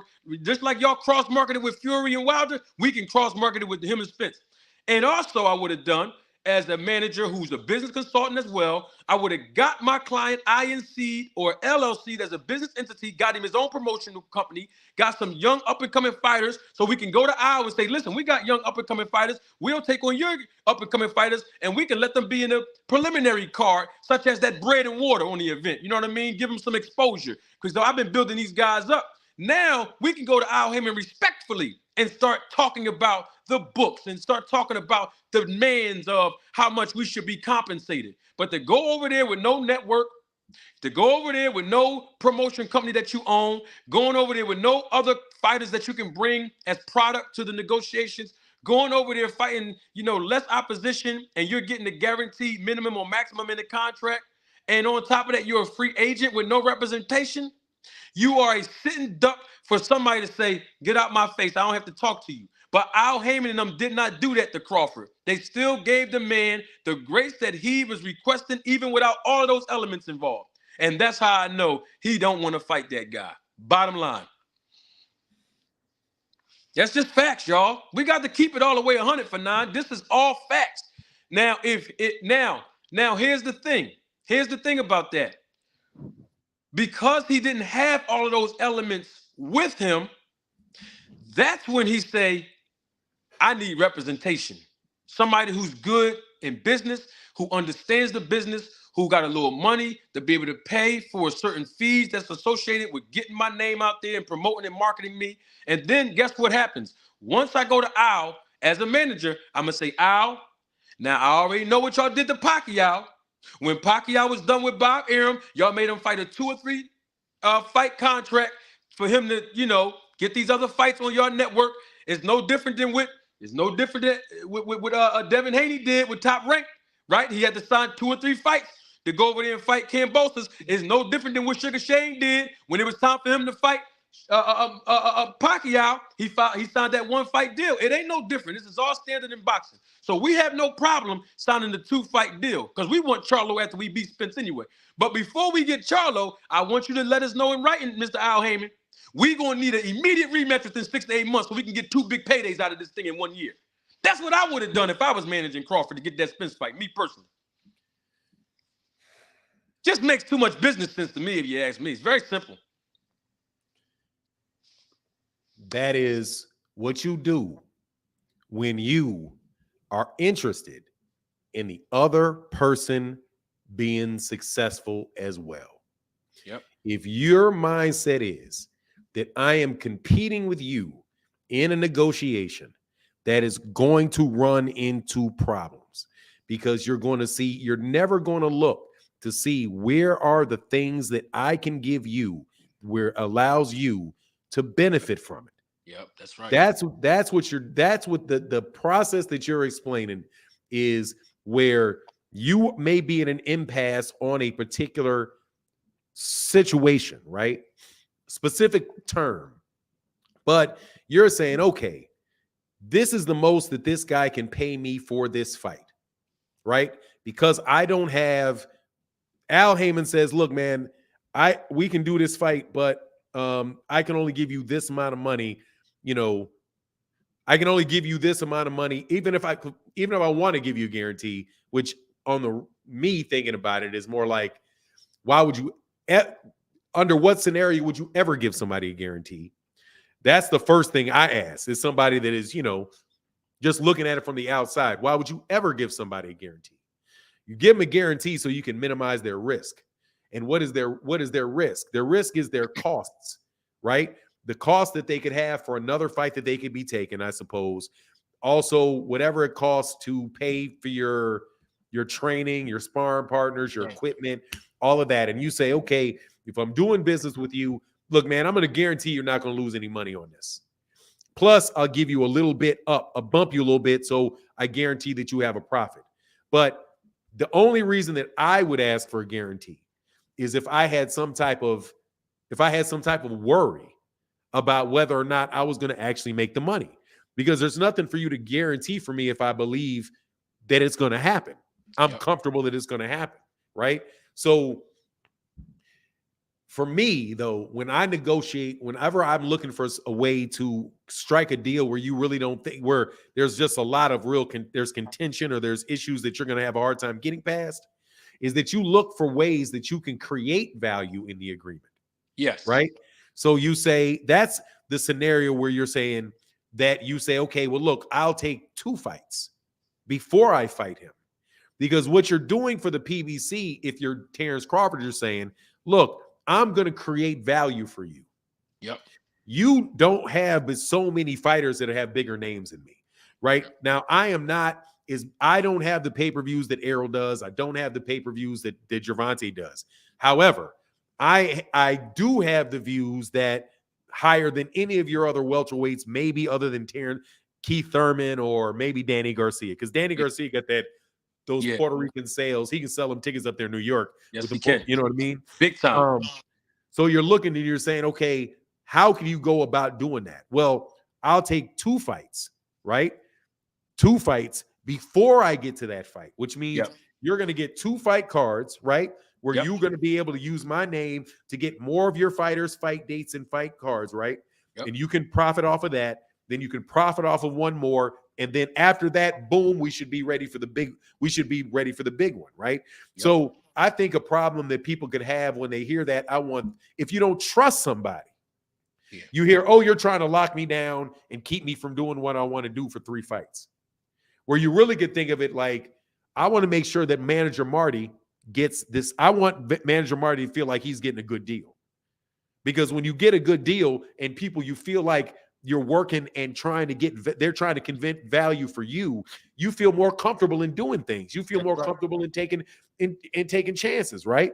That's correct. You know what I mean? That's correct. The mistrust. So when I'm listening to what you're saying, because I've said that before, like almost like that this is going to happen, right? Okay, Terrence Crawford is probably going to sign a multi-fight deal with him. Because in order to get the Errol Spence Jr. fight, Al Heyman is going to have to feel that he's going to really be able to sell it, right? You're going to have to go to Steven Espinoza, who's going to be paying for a large amount of it. And you say, okay, hey, man, can we put him on this schedule? And then you wind up fighting at the end of the year, which is why you also see, like, this is one reason why I know, like just from the outside looking in, when I see 2 fighters that are fighting on basically the same schedule, like one guy is fighting in April, the other guy is fighting in May, and then the next guy fights in September, and he fights in October. You know what's coming next. You know what's coming next because their training schedules are synced up, right? Yep. But now you got a problem with Terrence Crawford and Errol Spence, where this guy just fought in December, and this guy may be fighting in May, which means those things are way off, right? You know what I mean? Yep. So Yeah, it's just, I mean, I'm thinking and talking at the same time, but that just makes it makes a lot of sense to me, man. It makes a lot of sense. So do you ever see the fight happening? Well, you know what's crazy? I think I don't know if you asked me this before on your channel. Maybe it was somebody else. I'll be going on different channels. They asked me to come on. But I said on one of the other channels, like last week, I said 20%. Well, as of today, I say 0%. Fight's never going to happen. I don't want to let people down and say that because I could be wrong, but it's just my educated opinion. I don't think that Crawford want to fight Spence. I think he was just bluffing and stringing him along so that they'll have enough time. And I told you this Sunday on your channel to get Evanesian off that card to secure his date with him because it was an easy cherry pick. And I don't think he made $10 million in that fight. That's another story. But I don't think that he wants to fight Spence. I don't think his confidence level is there. And I've been saying this even on YSM Sports Media. I don't think he's going to fight him. Nope. Let me ask you a question. Yeah. Based on what you know, from a manager's point of view, how much do you think Terrence Crawford was worth? That fight was worth? Not how much do you think he got paid? How much do you think, based off the information that you know, that Terrence Crawford was worth in that David Evanesian fight? Not a question of how much he got paid. How much, if you had to ballpark it, would you say he was worth? I would say about 3.5 million. The same amount he was making with Top Rank as his maximum when he fought over there against the same level of opposition. Very simple. David Evanesian's on the same opposition that he's been fighting when he was with Top Rank, right or wrong. So he should get paid the same amount for doing the same amount of work. He might. I'm sure he probably got paid more than 3.5. You know what I mean? But I just think that fight was worth probably 3.5. He is a champion now, and 3% of his purse got to go to the sanctioning body, so we can't just shortchange him and undermine him. But at the same time, about 3.5, maybe 4 million to be generous. No more than that. Absolutely not. But if you want to pull him away from the negotiations, you got to pay him a little bit more than 4 million, and of course under 10. So that's my take on that. That's interesting, man. Because that's why, dude. Seriously, man, it is amazing talking to people with common sense. It's amazing talking to people with common sense. Listen, man. Let me give me 1 second, because this is why I want to demonstrate. I ask you, how much do you think he should make? And your answer was, well, how much was he getting paid for doing the same thing before? That is absolutely, positively nothing but common sense. How much money was he paid before? Well, how much are you going to get paid at McDonald's? No more than what's minimum wage? Whatever minimum wage is in the state that you live is how much money you're going to make flipping burgers at McDonald's. If somebody tells you that they're making $50,000 a year flipping burgers at McDonald's and pouring Coca-Cola, you got to wonder, do they own the place? You know what I mean? Because other than them owning it, that's just not, it's not believable. So even if it is true, it's not believable. You know what I'm saying? So, and then you're left with doing things like this. Well, it's money laundering. Like it's money laundering. That's how he got it, because it's money laundering. But then I have to think to myself, what a dumb way to launder money. If you are going to do it in a way that everybody, and you're going to literally publicize how much money that you made, and you're actually dealing with somebody that is under a federal investigation, right, for doing that exact same thing. So you would think that if somebody was going to be doing that, they would do it in less of a high profile way, where not every government official that would be looking for it is going to zoom right down on you as soon as it happens. But even then, you're still dealing with some Tom Clancy, some super fictional sounding like spy type of crap. Right. And just think, for the sake of conversation, just reasonable boxing conversation, 4 million. If he made $4 million, that's a come up, right? And if you do the calculation of a $4 million for fighting David Evanesian, when you know that he's going to win that fight,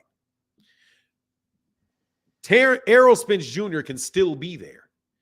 even from the mindset of somebody that does not trust Al Heyman, right? And literally says they don't trust him. Out there in the media saying they don't trust him. You take that fight, you make your $4 million, and you go right back to negotiating again with Errol Spence Jr., and it not panning out, and you going and using that leverage, you do the same thing again. So you fight the same thing, because that, from the mindset of somebody that thinks that way, that's a smart play. Does that make sense to you? Absolutely. Yep. And think about it. Now the question becomes, since you asked me that question about what I think it was worth, the question becomes, how much did BLK Prime think it was worth? Because they only signed him to a one-fight deal. Now, if this company is trying to make their ascension in this sport where the business is very competitive, and they claim that they put out $10 million, or somebody over there claimed to the media that they shelled out $10 million just for one fighter, that has nothing to do with all of the other costs associated with building a promotion, right? So they paid him $10 million plus the other costs associated with building an event, and you only did this for one time? So then I start questioning, what was your motive in that? Because I want to share this with the fans, because most people don't know this. BLK Prime, that was not their first time promoting an event on pay-per-view. No, they got the Street Fighter things. They got that celebrity boxing thing they tried to do for $10 on pay-per-view last year or 2 years ago, right? Right.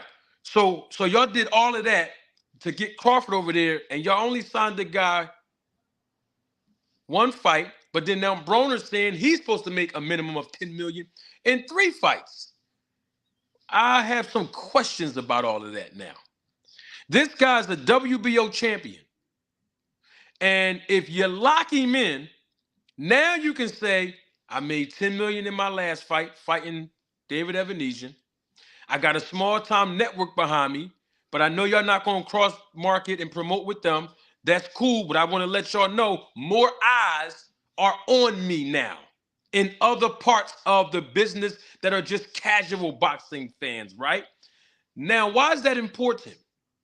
Because BLK Prime releases the numbers now. See, this is going to help Crawford. When they release the numbers, hey, I sold more pay-per-views on BLK Prime than I did when I was with ESPN. That's the leverage that Crawford can use.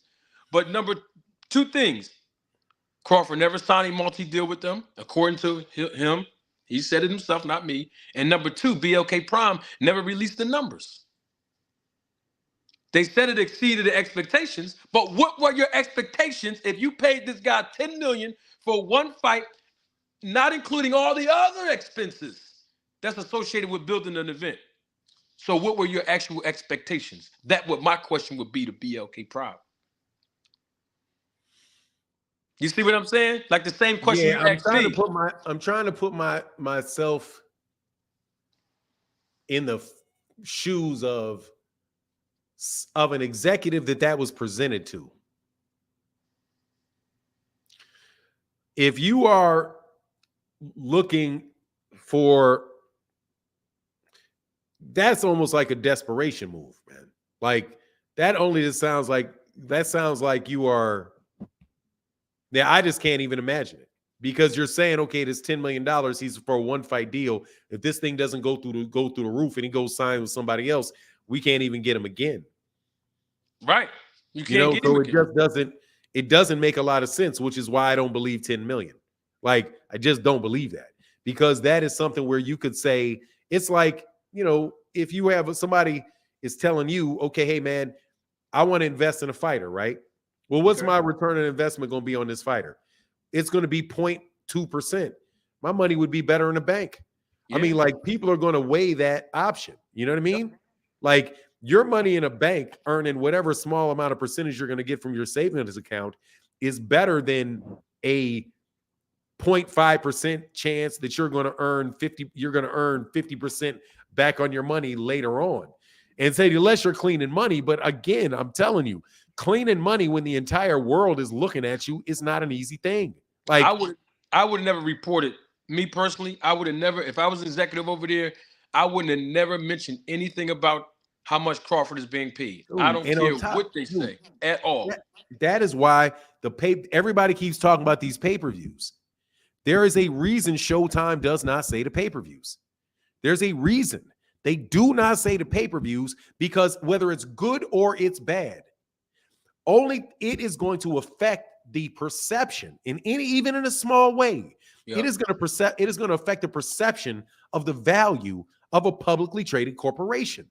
Yep. So they are not going to they will tell you what their Nelson's ratings are because everybody's releasing the Nelson's ratings, right? Of course. Yep. But they are not going to tell you on this one-off event how much they're going to do. Similarly, like when people look at and again, this is me just thinking backwards off the decisions that people make, right? You do a post-mortem on somebody's decision, you got to start thinking, instead of just calling them a liar off the bat, you got to say, why would they do that, right?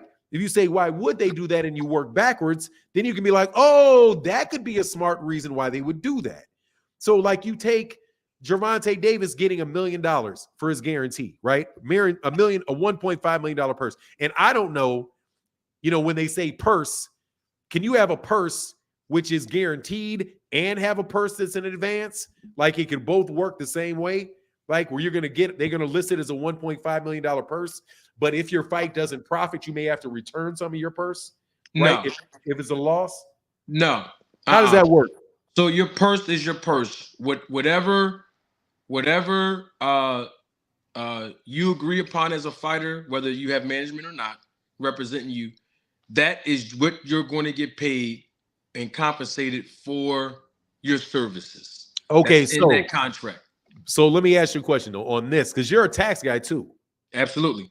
All right, so I know where you're about to go at, Fanon. I know where you're going. Come on and ask me. I know where you're going. Yes. So if you get $1.5 million as your purse and you earn all that rest of your money on your back end, the WBC and those sanctioned bodies do not get a percentage of those pay-per-view buys. So you're going to be paying 3% of a lower number than if you get paid a $10 million purse.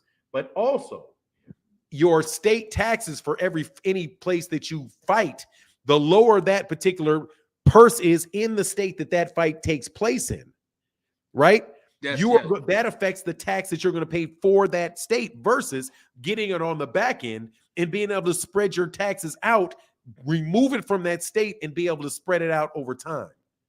Yep, but this is one of the things I do with my young fighters when they come with Manager Marty. I provide them with the resources to build a business entity within themselves to protect their assets. So we won't have those tax issues at the end. We begin to tax plan from the beginning throughout the entire duration of the year. Because you got to understand something. These fighters are no different. When I say different, I mean it in a sense of tax classification, okay? For all you guys that are trying to understand me with taxes. They're no different in tax classifications than an Uber or a Lyft driver or a real estate agent. They're no different. They are self-employed 1099 tax classification. And they're going to be taxed twice with the self-employment tax. But now if I cover them, right, with that business entity, and there's some other things I got to do too, and not just do LLC behind it. There's some other things I got to do to give them that protection of their assets through the tax shelter. They don't have to worry about all of that extra stuff. You know what I mean? This is why those great fights in Texas, Texas is a tax exempt state. You understand? So I live in Austin. And guess what? I moved from Philly to Arlington 5 years ago.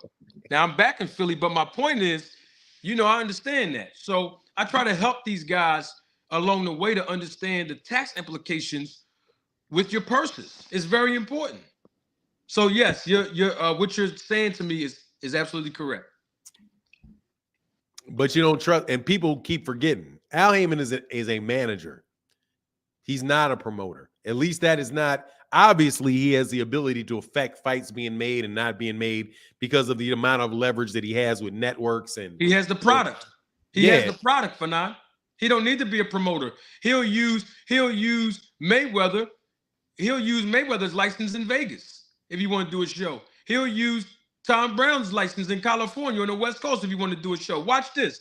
All of those fighters that was fighting on Golden Boy's card, remember back in 2012-13, they all left without Heyman because they didn't have a promotional agreement with the fighters with regards to Golden Boy. He used Golden Boy's promotions. I got the product. We don't need no promoter.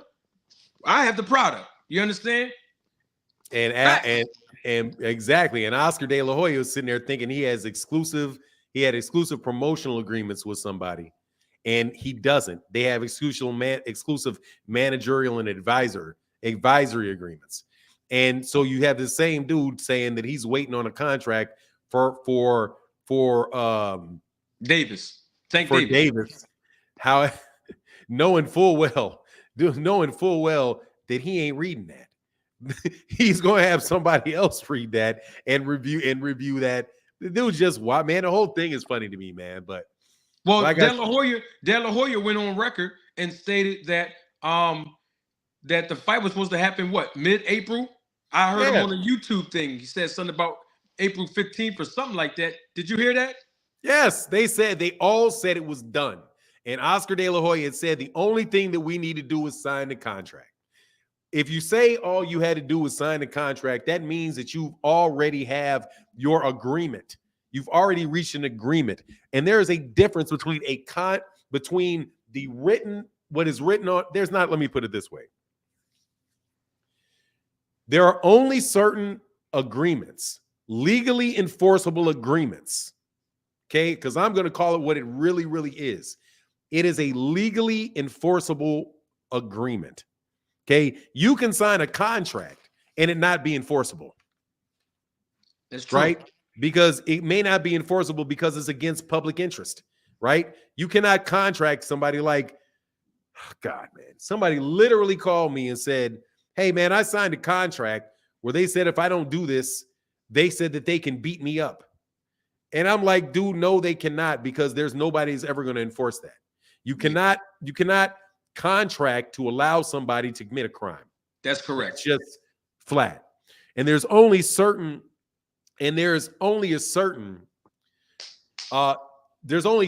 contracts that have to be in writing, like ones that involve real property. Like you cannot sell your house on a word. You have to document that. That's because correct. it involves real property, right? But I can contract with you to play a tennis match at a park and it not be written down. All you need to do is you have to have an offer. You have to offer, and I'd have to accept. And there's this whole thing about counter offers and a counter offer. Like if you turn down something and you offer something back, that's a counter offer, right? Mm-hmm. And I can accept. We can go back to offer, offer, counter offer, offer, counter offer, offer, counter offer, offer, counter offer until somebody accepts. And you have to have consideration, which means there has to be some benefit of the bargain to each party, whether it be money or a service, right? Right, money or a service.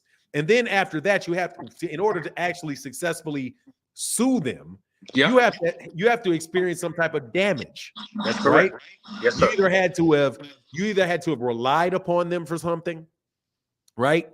Or you had to, as you spent some money in preparation for this, or you had to have, I forget the specific ones, but reliance, restitution, expectations, consequential damages, stuff like that. But it's not necessarily that it is written down. And that's what Stephen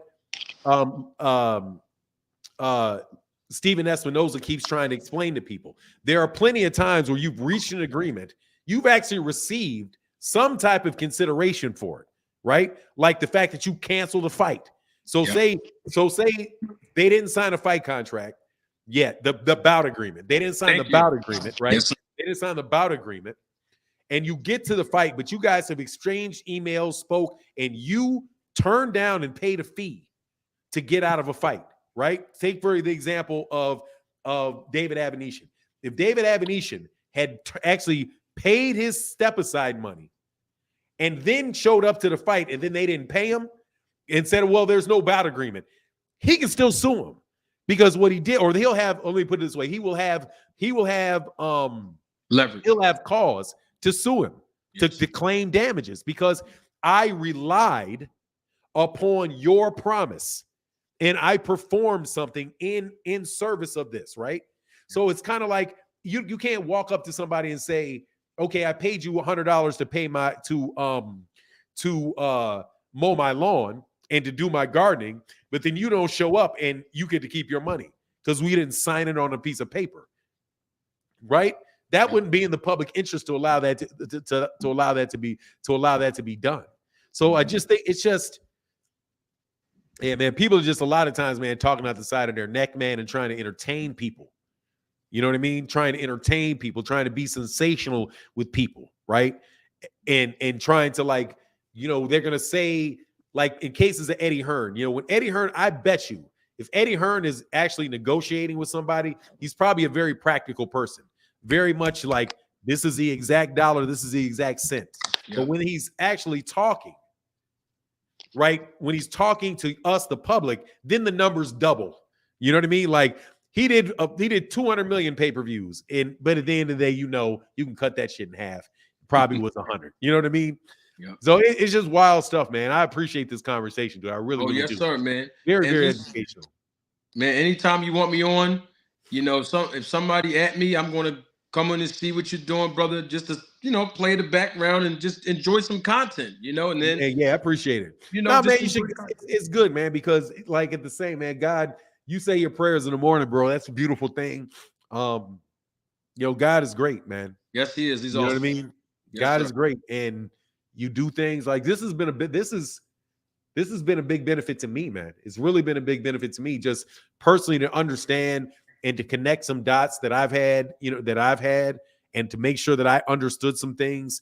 And I do think that you'll have a hard time having a lot of the conversations we have, because like it'll irritate you. You get a little bit like, okay, like for what irritates me, for example, is this whole undisputed thing.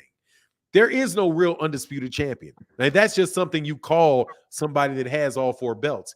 But there is no body, no sanctioning body, or no governing body above boxing that says you are the undisputed champion. You know what I mean? So since it's so decentralized, that's why I say I think that boxing is a very good business, because the bars to entry are low. Yes. You know what I mean? The bars to entry are low. That's true. Right? And it you actually have access to the product. The product is in Philadelphia. The product is in DC. Yeah. The product is in Detroit. The product of those kids in the gym that are fighting and doing all that. And if you can communicate to them that you can serve their best interest, and you can do that on a consistent and steady basis, then you're going to have a successful business. Which is why I see that Al Heyman has a successful business. Because he focused, like you say, he focused on the product and delivering valuable, providing a valuable service for the people it's his responsibility to provide services for. Where you have a lot of people like the media. Now, this is where I would say, ask you for some enlightenment on this. What's the relationship between the promoter and the media? That's a good question. Well, the promoter himself or herself, they use other people to develop and maintain those relationships, like a publicist, such as PBC and Mayweather Promotions. They use Kelly Swanson. A lot of people do not know who she is, but they've seen her around facilitating a lot of the media press conferences, etc., communicating things with the media. So it's always good to have the promoter maintain a relationship with a publicist or someone else that can get that word out to the fans, to the public. And then you have some people who don't have that type of relationship. They don't want to spend the money, or they just don't have that relationship. And guess what they do? They start using people like a journalist or an editor, and just start feeding them all kind of lies and information just to deceive the public. So it can happen. Can you repeat that? So let's say if somebody else who's not a promoter, let's say it's a fighter or a trainer or somebody who developed and maintained a relationship with a journalist or an editor of, a column, or a YouTube channel, right? They'll say, oh, I can use this person here or these small little group of people here just to deceive the public, because I don't have, first of all, I don't have the intentions of being honest and reporting. That's as a promoter, you know, or a fighter. So I'm going to use another person or these small group of people to say, tell them I'm getting paid 10 million, right? This is going to justify me basically not fighting Spence because I got to do this for a bag. I can call this person and that person and this journalist, and then all of a sudden now the lie is being spread of not just the 10 million, but I'm just using it as an example. The lie can be spread off of any narrative that the person with the pen has. And guess what? The information will never be verified. But when you have a publicist, like let's say a Cully Swanson or somebody who does this professionally, she got to verify that. Or that publicist, they got to verify that information, because somebody will have the balls enough to say, now you publicized that and you reported that. Where's your evidence of that? But if you are a person that don't have a publicist and you don't have the professionalism of a publicist behind you, or you just have that relationship with this one person or this two people or this YouTube channel or this person in the media or this journalist, and you get them a couple of dollars and say, look, this is the real deal. This is the truth. This is what's going on. They spread the lie. There's nobody around to verify the information. And I said all that to say, we still don't know the numbers for pay-per-view through BLK Prime. And they have an affiliate on YouTube. Hey, man, you got that Farrakhan. You got that Farrakhan flow. Yeah, listen, man, they have a journalist and Mike Coppinger reporting on the 10 million. They got the other guy, I won't mention his name on your channel, that's an affiliate over there. They got all these different people that's saying all this stuff about the 10 million, and nobody can verify it. And nobody can verify the numbers that they did. And that's how you know something's not right there. If I got PBC who in Mayweather Promotions who hired a professional publicist to put the real information out, you can't skate by without verifying some information with that publicist. But you can sure manipulate the public through YouTube and this one journalist who's not going to ask for verification and all kind of stuff, man. It's crazy. Or he's going to word it in ways where he really ain't saying anything, but yet he's making you believe he's saying something. Yes. As in this right here. I'm sorry, I have this sit right on here because I got to do this for anybody that is a fan of reading comprehension. Okay, I'm going to do this right now. I kept this up because I had a feeling that this mug was going to come up. This right here is what he's talking about.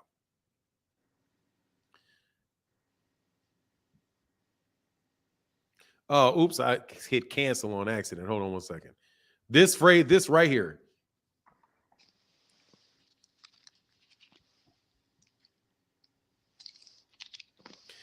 This phrasing right here. Oh, hold on, man. I forgot that super chat. I got to slide back up, bro. Okay. On that super chat. But let me do the super chat first. Because, man, you shut day, man.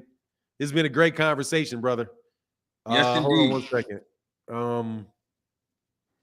It went back, but I got to make sure I don't miss this, man, because, you know, these cats are the ones that pay the bills, bro. Yes, sir. So hold on.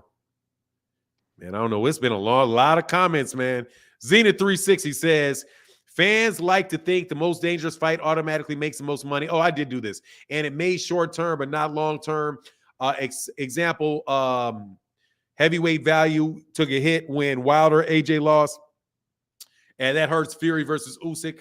It's Fury versus Usyk's not going to be, it's just not going to sell in the U.S. Yeah. That's what that is. But here you go. Here's this one, right? Errol Spence and Terrence Crawford have agreed to all. Now watch this right here. That material. Right there's the material. We talked about that over the weekend. All material terms, not all terms. All material terms for a fight on targeted, not agreed to, targeted for November lives in Las Vegas. Las Vegas, did they got a venue there? No. Sources tell ESPN. Now, here is where I knew that this is where I'm telling you, man, I got to do this because I was going to do this today. Hold on one second.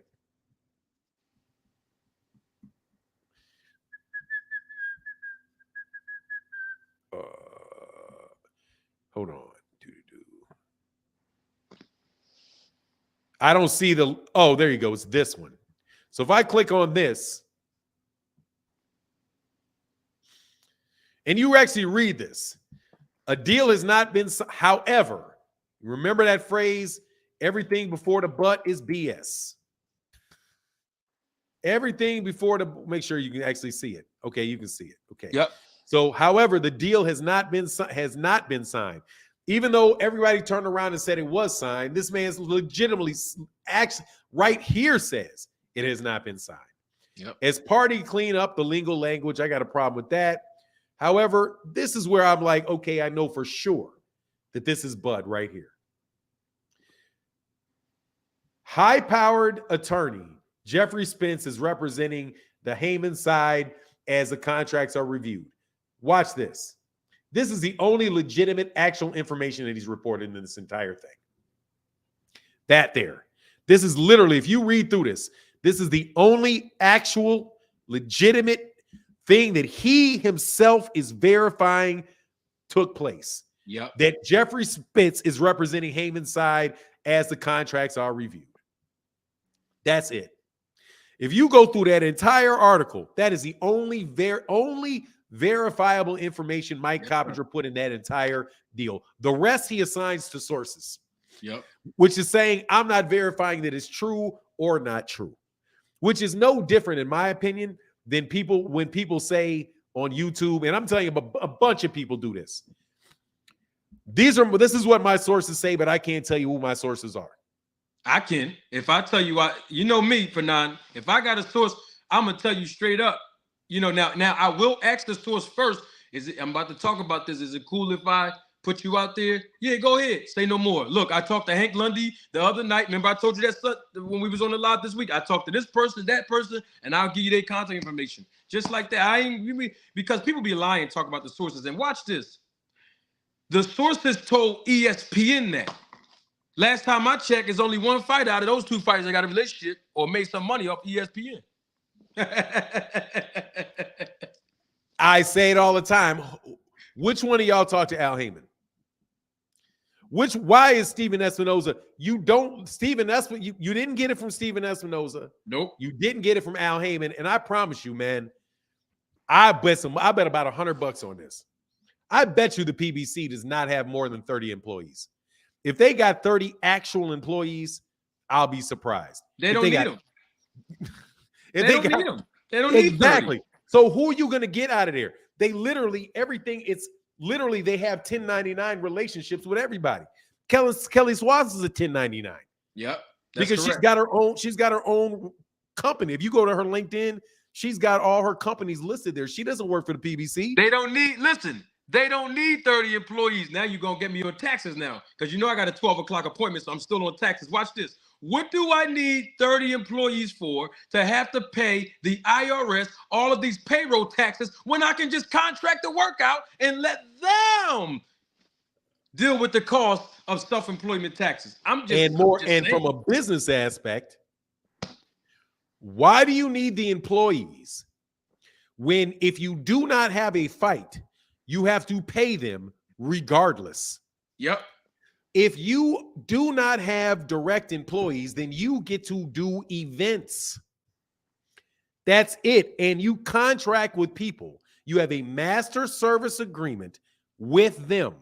Yep. If Kelly Swanson has a company and probably as well, man, what's the guy's name? I always kill his name, man. God dog. The one, Sam Watson. Sam Watson, my guy.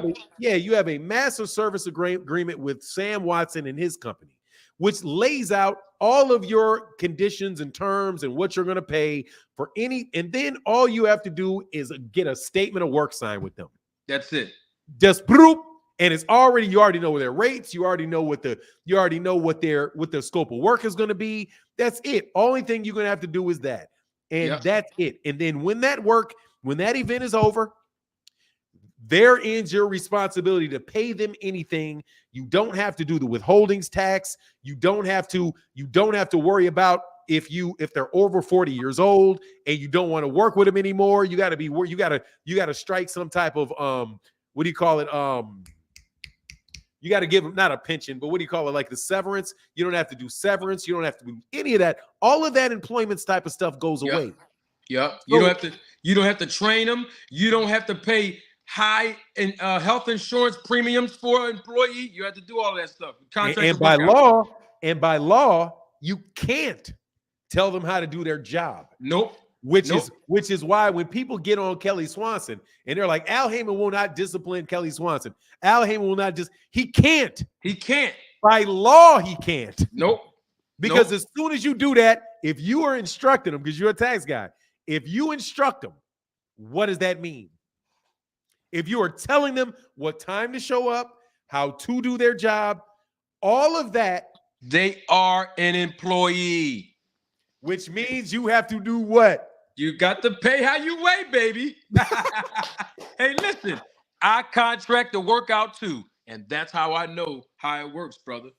Do you that's why I know and that's why I asked you how his business is structured. You did know how his business was structured. That's how his business is structured. No, you didn't ask me about Al. No, I did. I said, do you know? You said BLK Prime, bro. I would have told you about Al. Oh, fair enough. Hold on, no. But guess what? I can tell you how they're structured. You said BLK Prime. I did. You're right. If you would have said Al and him, I'd have told you straight up. Oh, it's because it's a hub and spoke. But with BLK Prime, it's going to be the same thing. It should be. It's gonna be the best. If it's anything different than that,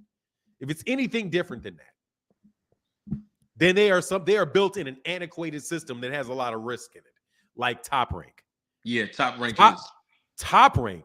That's where people keep worrying about that PBC. That's why people say PBC gonna go broke. PBC gonna go broke. How?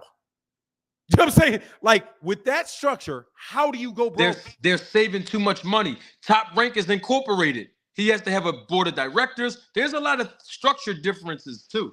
You got to understand that too. They have a network deal. Yes, they do. It calls for a series of fights. That's correct. So therefore, they have those fighters on contracts that are going to have a minimum number of fights and a amount of money that they're going to make. And they're going to be exclusive deals to that promoter. Absolutely. The difference with the PBC is that they have exclusive managerial and advisory agreements where they are going to pay Al Heyman based on the fights that they get.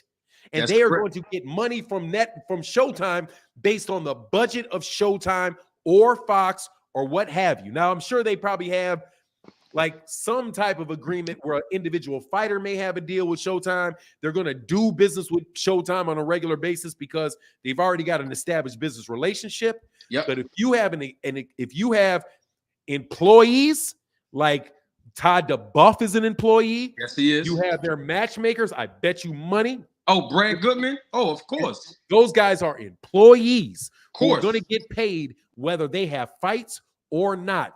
But they get built into that budget. If Yes, that they do. budget falls from Top Rank, if Yep. Top Rank's budget goes away from ESPN, they're going to be in a lot of trouble because Yes, they they're are. going to have to find a way to pay all of those people. But that's reasonable for him to be in that situation because he's 90 years old. Yeah. And that is how businesses work. That's how they in the 50s, 40s, Yes. 50s, 60s. Yes. That's how they were structuring that business when you Yeah. didn't have the internet.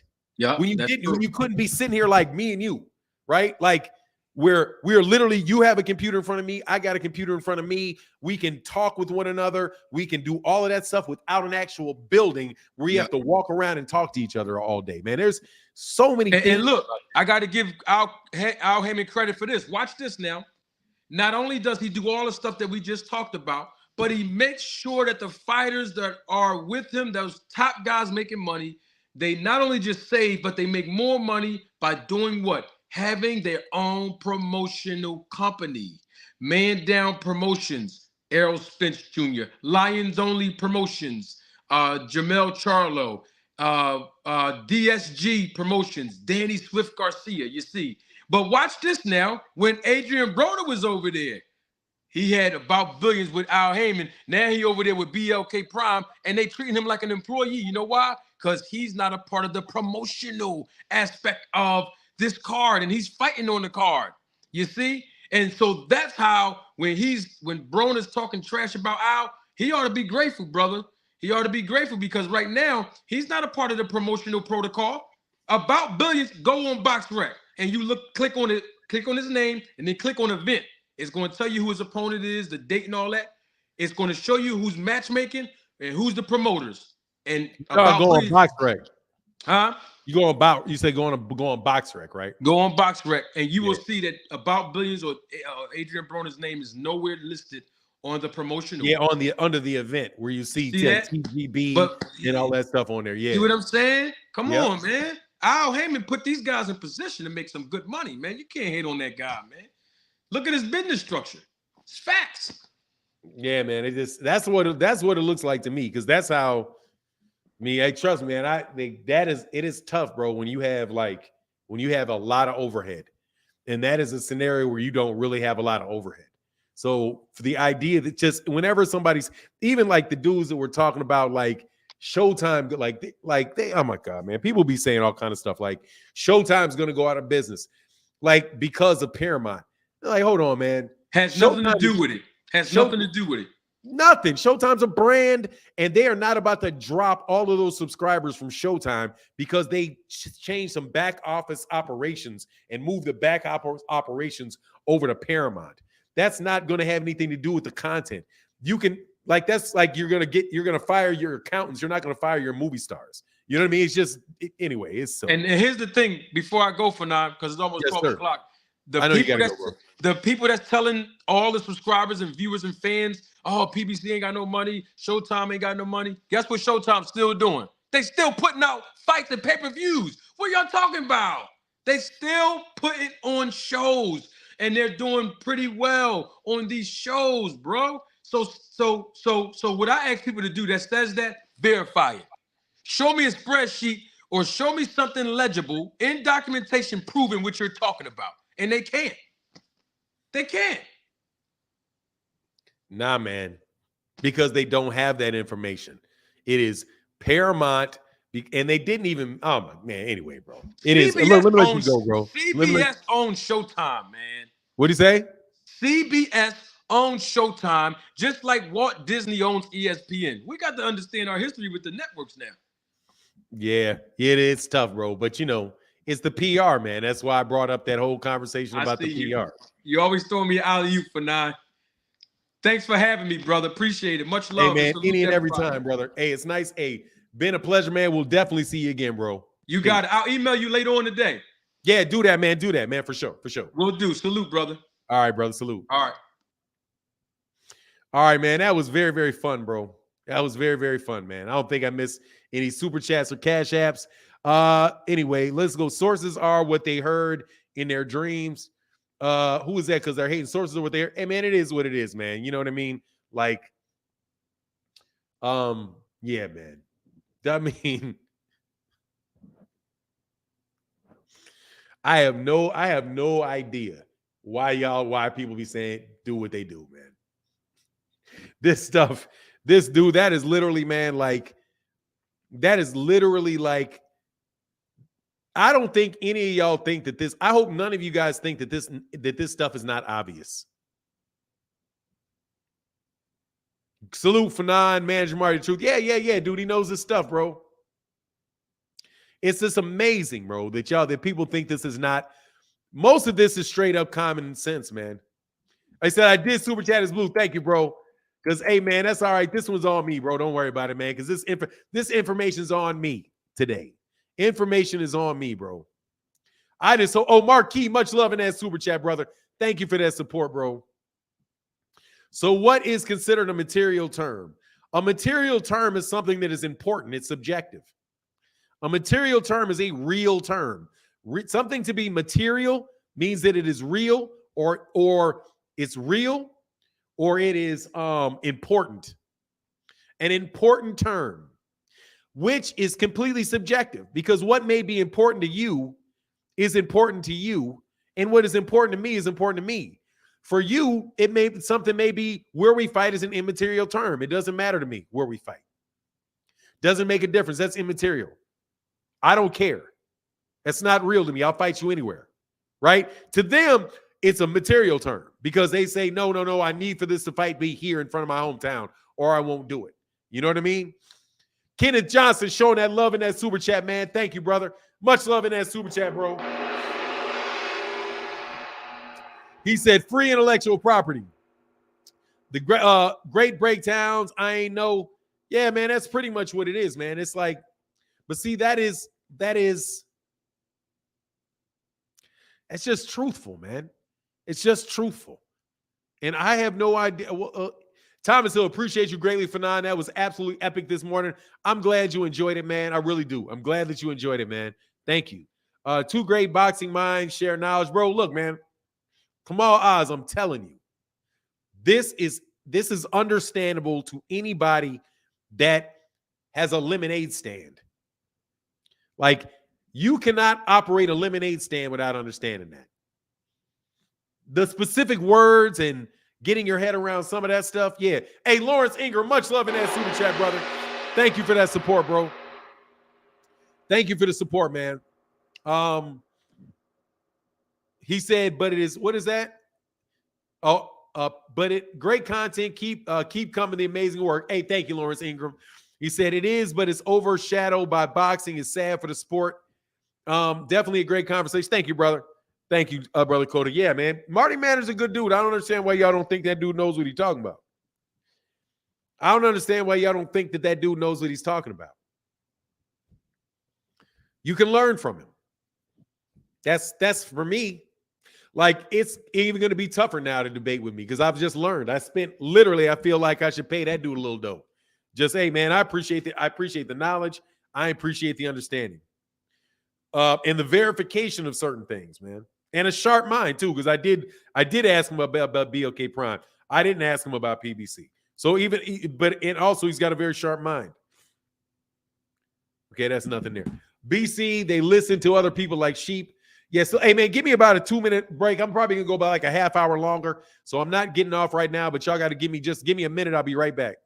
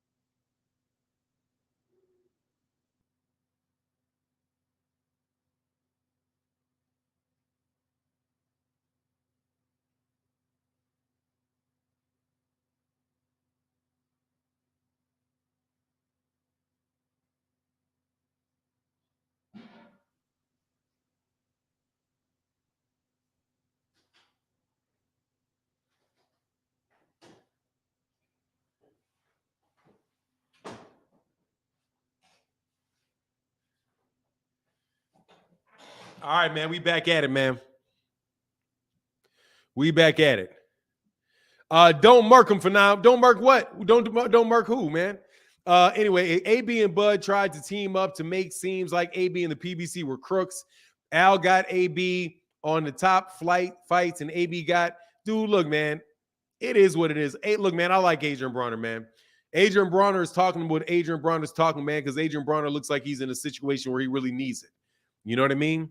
And sometimes, man, you burn your bridges. Sometimes people get tired of you, man. You know what I mean? Sometimes people get tired of you. And he pulled out of a fight with the PBC, man. AB complaining but turning down fights. Yeah, it is what it is, man. But I don't like to talk bad about Adrian Bronner, man. You don't never know what's going on in his life, man. The dude's in a rough spot, man. And he got to say what he got to say to get to get his money, man. It is what it is, man. They gave him a chance early on in his career, made a lot of money in his career. But, man, it's just interesting stuff, man. Interesting stuff. Adrian Bronner's, I do not think Adrian Bronner's a thug, man. I think I think that's probably going to get you blocked, bro. You know what I mean? I think that's probably going to get you blocked, man. But again, back on what we were talking about beforehand, Terrence Crawford did himself a very, very big disservice, man. A very, very big disservice, man. On that very, very big disservice by not fighting Errol Spence. And there's definitely a lot of boxing fans that are holding him responsible for that and most people, I've not heard any Errol Spence Jr. fans saying that they believe Errol Spence Jr. ducked Terrence Crawford. It is almost 100% the other way around, bro. Thomas Hill said, mind-boggling. Contact not signed. What do you mean? Duty said no to the fight. I like AB, but pulling out of the Figueroa fight and then complaining about his activity level was ridiculous. I mean, it is what it is, man. Who knows what Adrian Bronner's going through, man. Dude's probably just going through a lot, man. That's where I think it is, and it's probably gonna be that way for a while, man. That's just what he's going through. Kamal Oz said, I like AB. Yeah, it is what it is, though, man. All Minds, I said, what up, Fanon? Fanon, since watching you, I've learned so much. Thanks so much for the contribution. Hey, man, it's my pleasure, brother. Thank y'all for supporting the channel, man. Thank y'all for supporting the channel. It's what allows it to be going, man. The next time you have Marty on, can you have him explain the difficulties of top fighters 3 times a year? Fans thinking it's easy, but putting a fighter together takes much time on a card. Yeah, no doubt, man. But at the same time, bro, you can go to Manager Marty's you can go to Manager Marty's channel and ask him. He's got a channel. You know, he's got a channel. You can send questions, ask questions, subscribe to his channel, and then it doesn't got to be any type of it doesn't have to be a lot of all this other dramatic stuff. You know, because like I said, I don't want to get pulled. I don't want to be in the drama. I want to hear what the messages are. And there's a lot of people that really do know boxing, man. Have we talked about Ryan and Tank contract? We did for a little while. Basically, Ryan Garcia has not signed that. They have not signed and sent that contract over there yet. And again, it probably has a lot to do with what we talked about in this live stream so far, which was that, look, man, he's got a lot of money invested in Ryan Garcia, and I still have a hard time believing that he's going to want to throw that money away on a fight that they know very well that he can lose. And Oscar De La Hoya has his matchmakers. I think he just fired a matchmaker. I think he fired his matchmaker. One of I think it's like a guy that they call as people say is a Hall of Fame level matchmaker. He fired one, man. I'm not even tripping off the fight not happening. It's like Bud virtually admitted that he knows Errol is the better fighter. I mean, I don't know if he did, man. I don't know if he admitted. I wouldn't say he admitted that, but you know, at the same time, it is what it is, bro. Oscar just got rid of his matchmaker. I wonder if that has anything to do with with this Ryan Garcia fight. Because I don't know why he would get rid of his matchmaker. Probably because his matchmaker's trying to make that fight. I don't know. They took it. Great photo. I'm not sure what that is. He didn't renew his contract. Yeah, who knows, man? Maybe because he's like, man, you're supposed to be convincing this dude. Oscar De La Hoya got a lot of stuff going on too, man. He's got a lot of stuff. They got a lot of stuff going on there too. Crawford will be hurt to trust. He'll be hurt to trust. Hard to trust.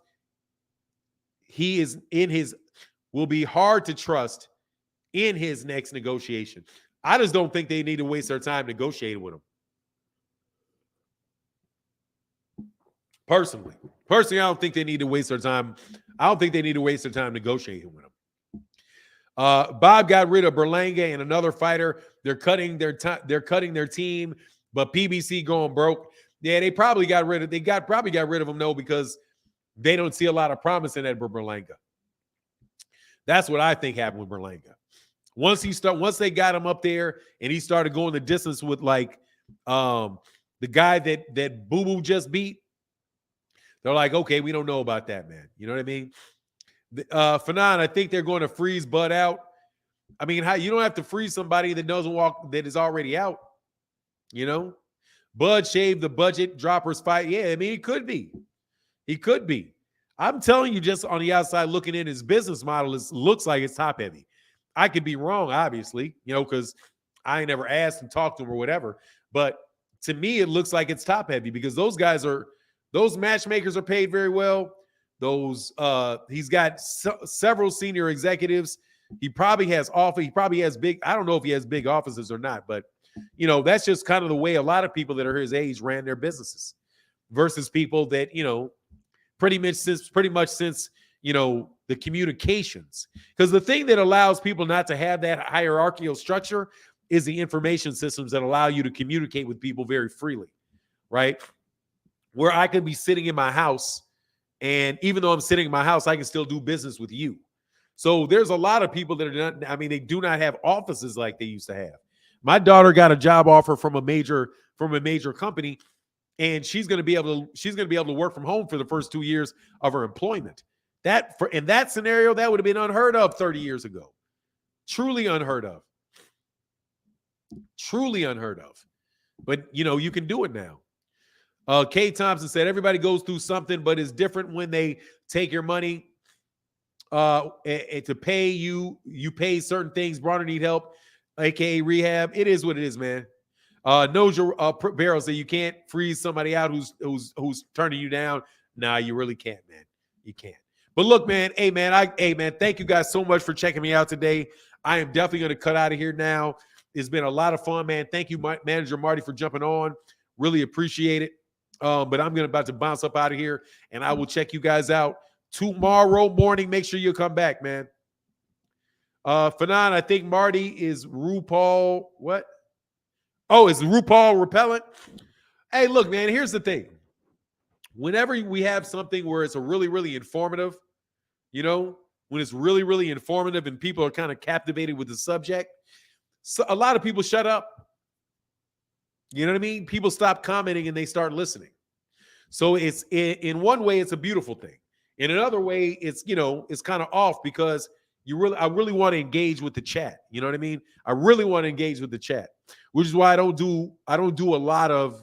That's why I don't want to do that's why I don't do a lot of interviews, because it decreases the ability to engage with you guys. You know what I mean? Which is really what keeps the channel going.